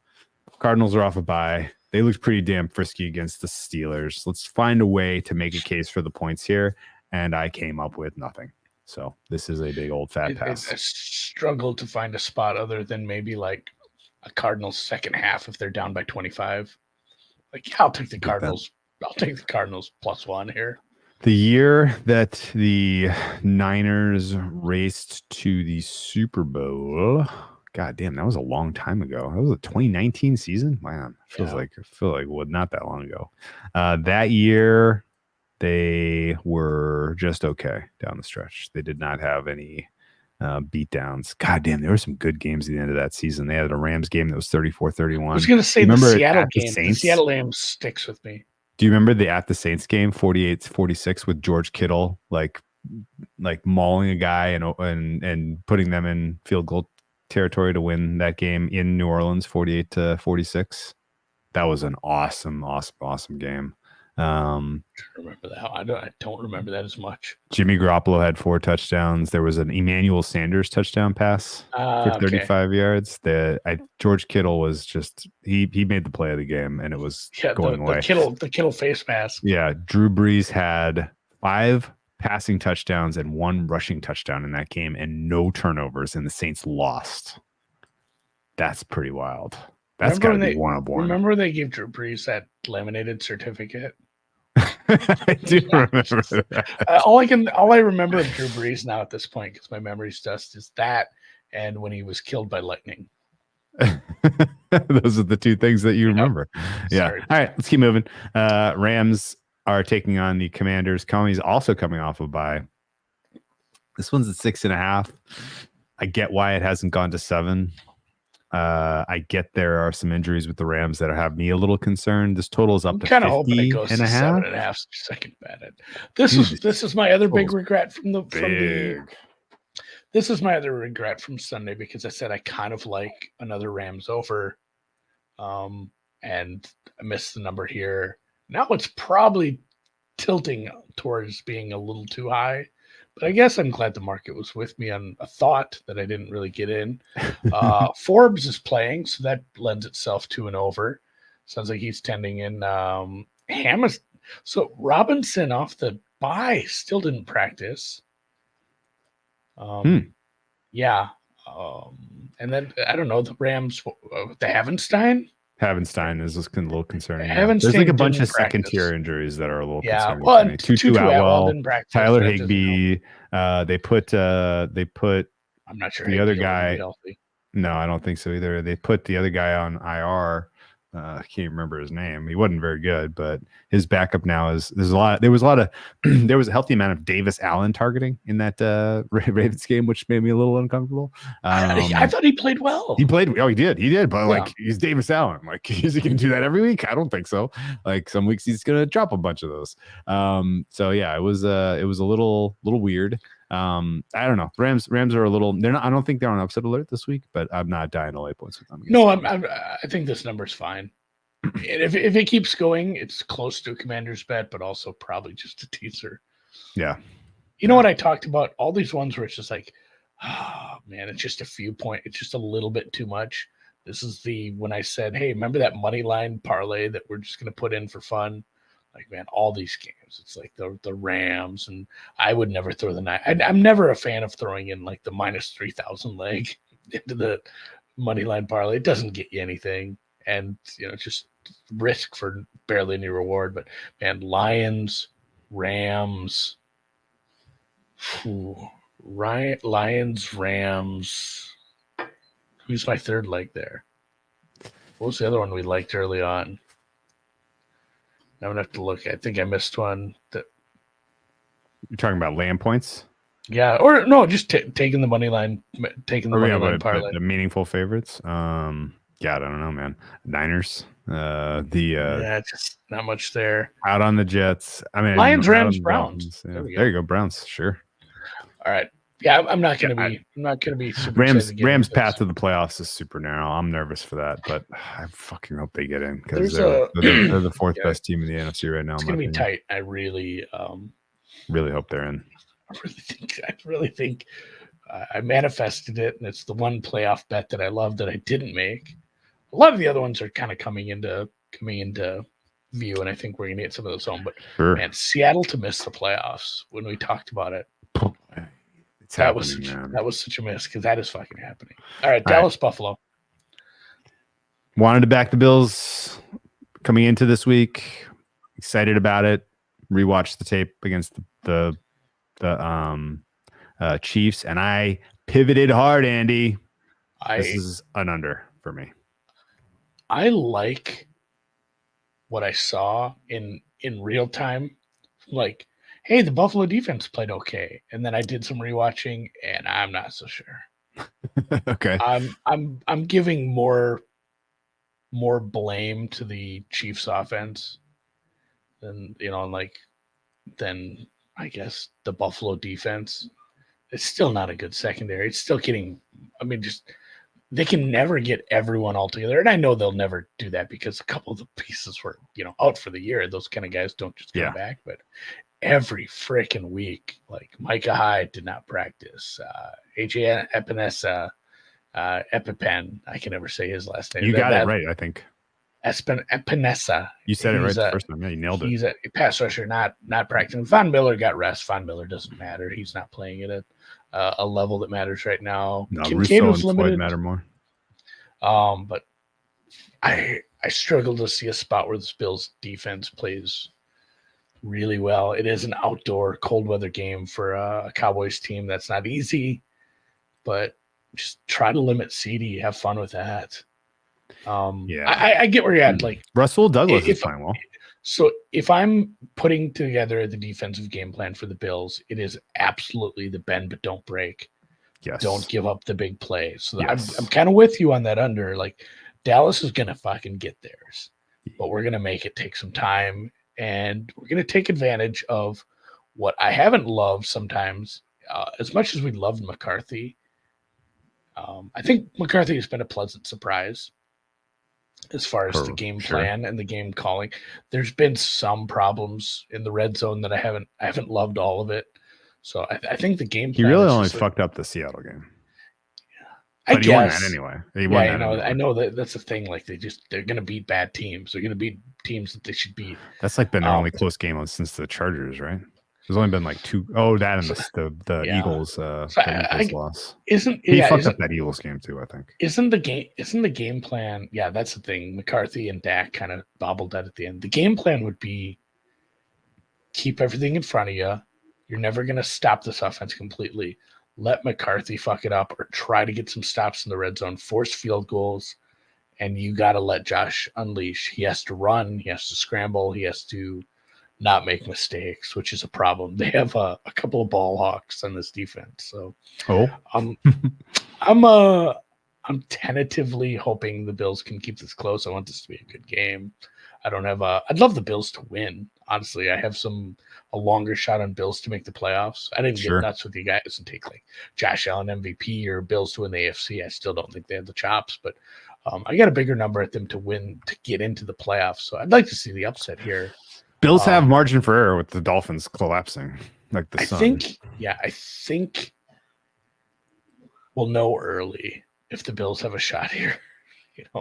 If they play the kind of defense that I hope they play, I think they're live in this game. They're live to win, and I think your under's very live. Yeah, I think the total 51 is really the best angle here. I came up with 48 for a fair, and I would normally pass because this is like a big show. This is a show off game, like this is a bust out the fancy plays type of game. But the still Cowboys, non-conference, a little less important for the die breakers. But I mean, at this point, you got to get them all. Both teams are kind of in a spot where you got to win them all. Yes, there are three factors: 2 for the Bills, 1 for the Cowboys, that got me to an under here.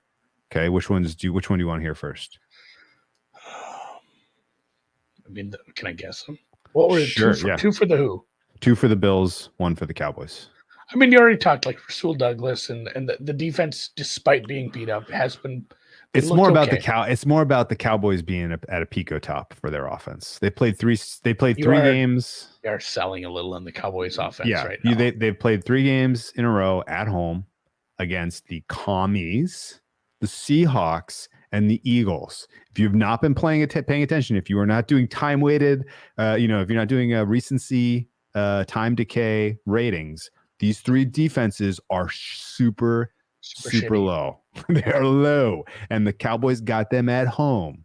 Okay, so just the fact that you are now changing to a hostile environment and you are playing a defense that's probably league Dildos on the field. average.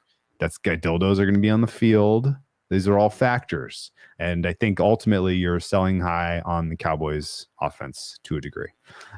Your points are very fair. I hadn't even thought of that. But yeah, the Bills are going to make them cross the street 500 times. They're not going to let explosive plays happen at all. Like that's absolutely plan A for the Bills. That's how McDermott's operating right now. He's being very risk averse. I really think they can limit Pollard. Of course, I completely agree with you. I just don't think Pollard has much juice right now. I don't know. Pollard's hitting the wall because he's never had to be the guy. They're using more and more Rico all the time. So anyway, I think there's definitely scope for the Cowboys offense disappointing you in this game for the reasons outlined. Okay, and I think there's scope for the Bills. If you're going to attack the Cowboys anywhere, Andy, you're going to do it on the ground. You're going to let your beef in the trenches try to win. And you're going to let Cook run amok, and you're going to try to shorten the game with your offense crossing the street as well, I think. And then the third reason, which is the second Bills reason, is Stephon Diggs looks kind of cooked. And I don't really know who is breaking this game open through the air for the Bills because Kincaid's hurt. Knox is dealing with injuries. Gabe Davis is cement blocks for hands. The most important receiver in the game might be Khalil Shakir or James Cook. Like those guys are good, but like if that's what you're counting on to beat these guys, then it'd be a fun ending for this. Nuts. It'd be fun ending for this, like a 40-something yard field goal for the Bills. Wide right. Oh my God, we didn't even think of it. There was a rematch of those 2 Super Bowls. Yes, it's funny. I would like to. I want anything but Micah Parsons picking up a fumble and running it in for a touchdown and getting knocked out of his hand at the goal line by Gabe Davis. Anything but that. Shakir runs him down. Yeah. I'm kind of with you. Yeah. I'm cheering for a Bills win here, but I'm. Yeah. I don't have any action. I don't trust Sean McDermott with a lead to be aggressive. Okay. I don't his time management. Yeah. Kansas City. I like both of these coaches putting the plans together. I don't like them in game sometimes. Not good. Okay. So final thoughts though on this game in terms of the side, because I haven't taken a side here. I wanted to be Bills, but I have a lopsided distribution to Cowboys winning by margin. Okay. And that was kind of what ultimately kept me off here. I think there is scope for a Bills narrow win. There's scope for a Cowboys narrow win. Absolutely. This could be a very closely contested game that's like 24-20, 2017, 21, 20, 23. I think there's very much scope for a close game, but I think there's also scope for a Cowboys blowout. If the Cowboys offense can answer the difficulty of playing outdoors, playing, against with noise, and they do have 3 very good, I say 2.5 very good healthy receivers. I'd give him only giving him half for Gallup because he drops half of his passes, but Cooks and CeeDee Lamb. CeeDee Lamb is wide receiver 2 in the NFL right now for me. Cooks is clearly top 20. They have the weapons to do well if they can handle the noise and the environment. They can also turn the ball over pretty aggressively, and which could turn this into something like a 38-3 type of game. And the Bills haven't had one of those in a while, I know, but I know it's in them. And I think there's a chance that the Cowboys romp. Because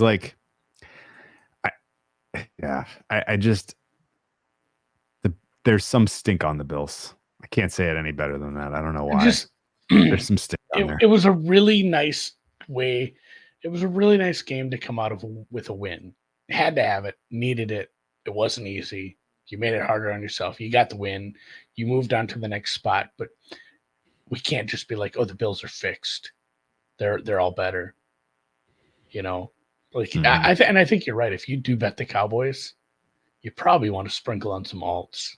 Yeah, right. Because kind of there's two the two trains of thoughts are the Bills have been unlucky.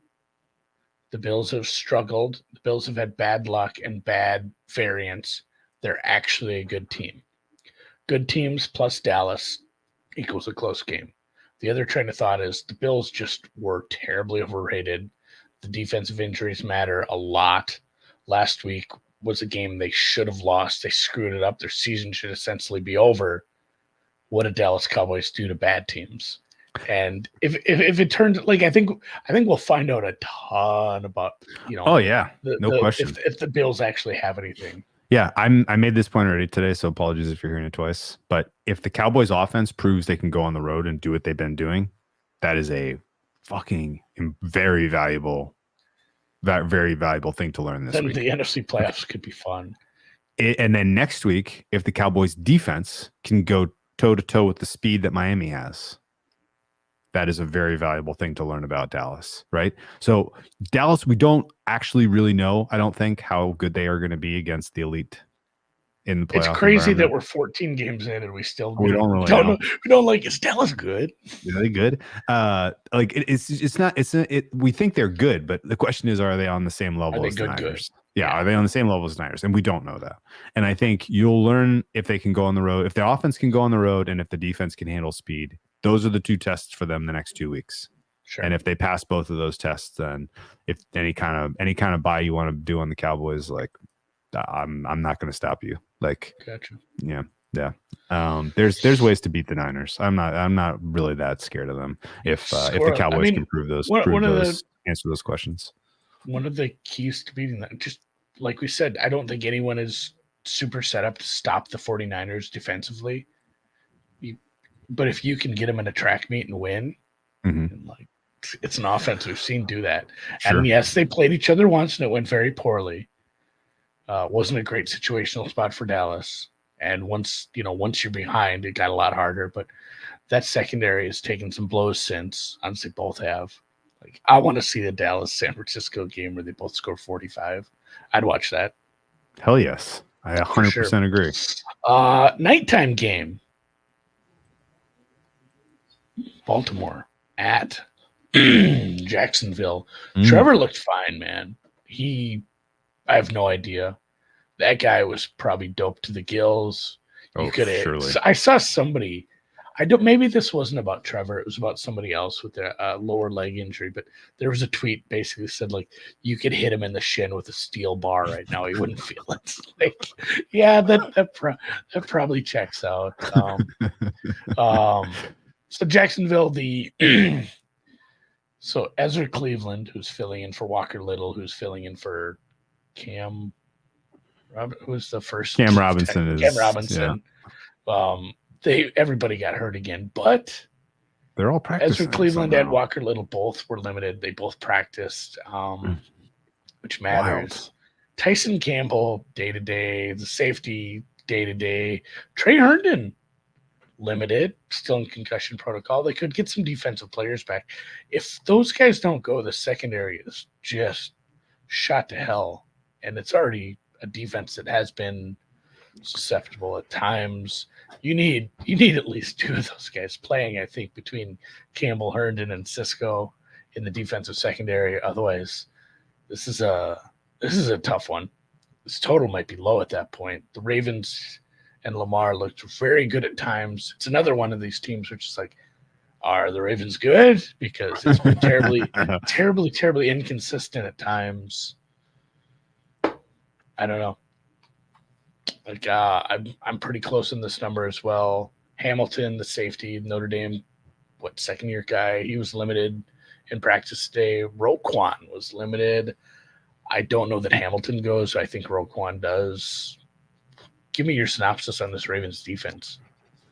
I think there are cracks. I think a balanced attack I think actually what it is a team with a good run blocking O-line and a dynamic back, I think can give the Ravens defense trouble.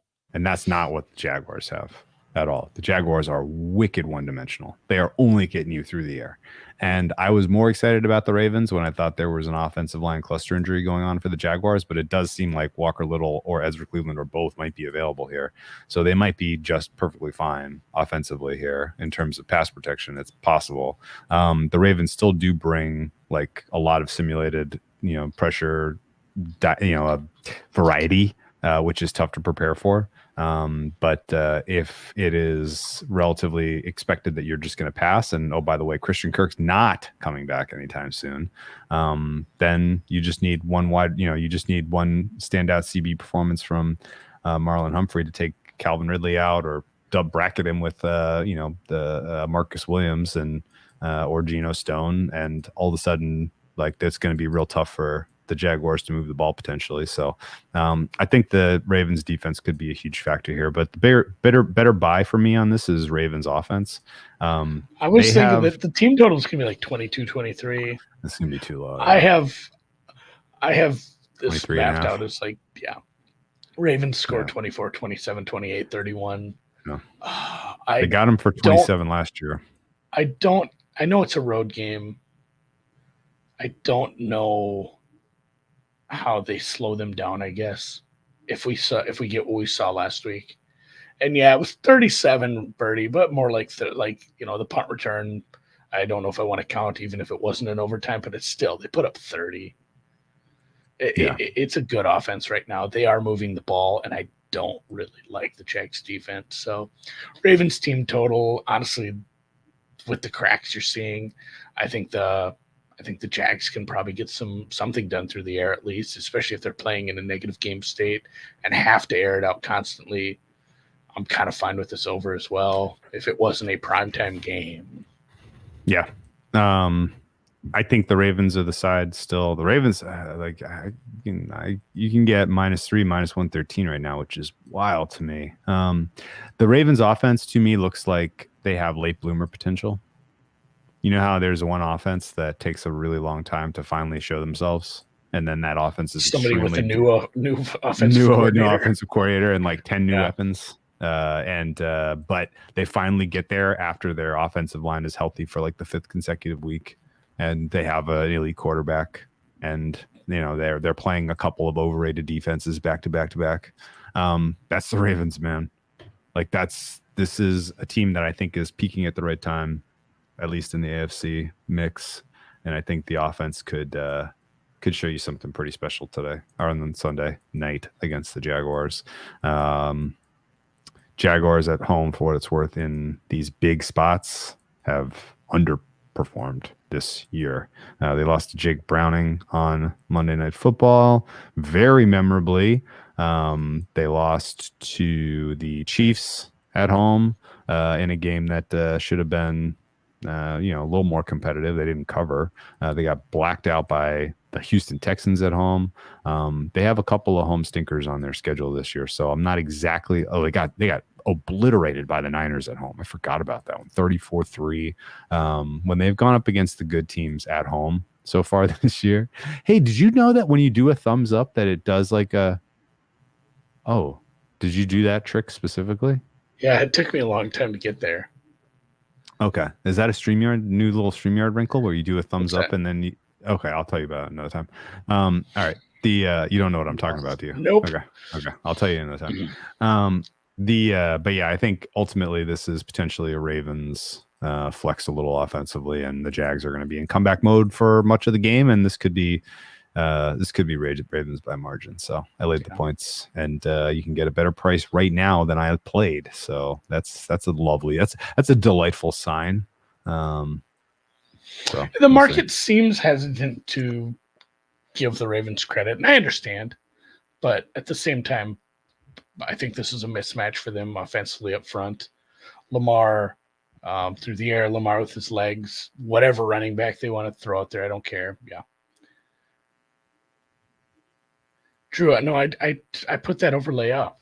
No, I know. I was trying to trick the camera to doing the thing, but it's not doing it for me. Is it doing it for you? I think it's your webcam does it. Oh, okay. And, All like right, people whatever can't the see case it, is. only you. Oh, okay. I don't know. I'm not sure what we're trying to do. Okay. It like a little like floating clickable bubble comes up on my screen sometimes when I do a thumbs up. Just highest balls. Maybe. Maybe. I don't entirely know. All right. I don't know. I've had confidence in the Ravens at times this year and been let down. I'm gonna watch this weather. This is the other one. Both Florida games are supposed to look windy. This might be the one that actually matters, but I don't know. I'm kind of still thinking this total's a little low. This Ravens team total's a little low. Dude, healthy dose of Keaton Mitchell mixed in with some Gus Edwards in this one, mixed in with some design runs for Lamar. Oh my God, give it to me. Yes, it would be sweet. All right, man. We'll save a Philly Seattle thoughts for when we know who the fuck Seattle's quarterback's going to be. How about that? Yeah, I don't know if you have like 2 minutes on Monday, but yeah, who's the quarterback? It feels like if it's Geno, it feels like it's Geno. Like I think he's going to go, but who knows? Like at this point, they're not out of it. Like they can't be like packing it in. So I think it's Geno. That said, who knows? Philly, I don't have a lot of injury report on them. Blankenship matters. He's very important. He's probably one of the best in the league, man. Go look at his numbers. Like it gets drugged down by the fact that I think the rest of the secondary kind of sucks at times. I think he is important, and he got his bell rung pretty good in the last game. So yeah, I'm kind of watching him as well. Man, Patriots got that. That's down to 7.5. Man, which one? Patriots is down to 7.5. That is taking one away traffic. Although the last time the Patriots, there was another time the Patriots were huge dogs and they got bet down aggressively, and then they got like absolutely blanked. I'm spacing on when that was, but I don't know. Bailey Zappi, you really want to go toe to toe with Bailey Zappi? I know what you're talking about. Like the Patriots took money all week, and then it was just the Dolphins game. Ass kicking. I don't think so. I mean, it might have been. The Cowboys are in early October. That was like 35-0, 35-3. Yeah, don't remember. I know what you're saying. All right. Hey, you guys, hit the thumbs up if you're in the YouTube chat. There's a bunch of you. There's over 100 right now. I should have 100 likes. That's all I want for Christmas. If you celebrate Hanukkah, I think we're still doing that probably in like day 6 or day 13 of the Advent calendars. My son has been getting a new Lego man every day. All right. Yeah, no, it's a huge fight every morning. Brush your teeth first. Take the dogs out first. We don't do Legos first. It just kills him not being able to grab that Lego guy every day. Appreciate it. Enjoy the start of the holidays. Enjoy the extra Saturday games. And yes, Drew Lamar. Who's Drew Lamar? Sounds like a Lamar has a path. I said it in the newsletter today. I think he has a path. I agree with that. Has to win next week. Has to win this week. Damn good. Well, yeah. Has to show. I think he has to win all his games. Yeah, he has to show out this week, and then he needs to. Beat Brock Purdy. Pod play. I mean, there's a lot of them. You want to just go Baltimore? Just betting against the Jags D 23.5. Baltimore. Yeah, anything 23.5 or better. I mean, the weather could fuck us there. Would you rather play an under? Oh yeah, I forgot that. I said I'm keeping an eye on that weather. Who's your least favorite team to score this week? Maybe what was the Pittsburgh Indy team total under we were kicking around, or was it Carolina Atlanta maybe? Oh, we talked about Atlanta under. Atlanta 19.5 under 19.5 for Atlanta. Sure. Yeah. All right, let's do that nasty one. Let's get nasty. Atlanta not getting to 20. Let's fucking go.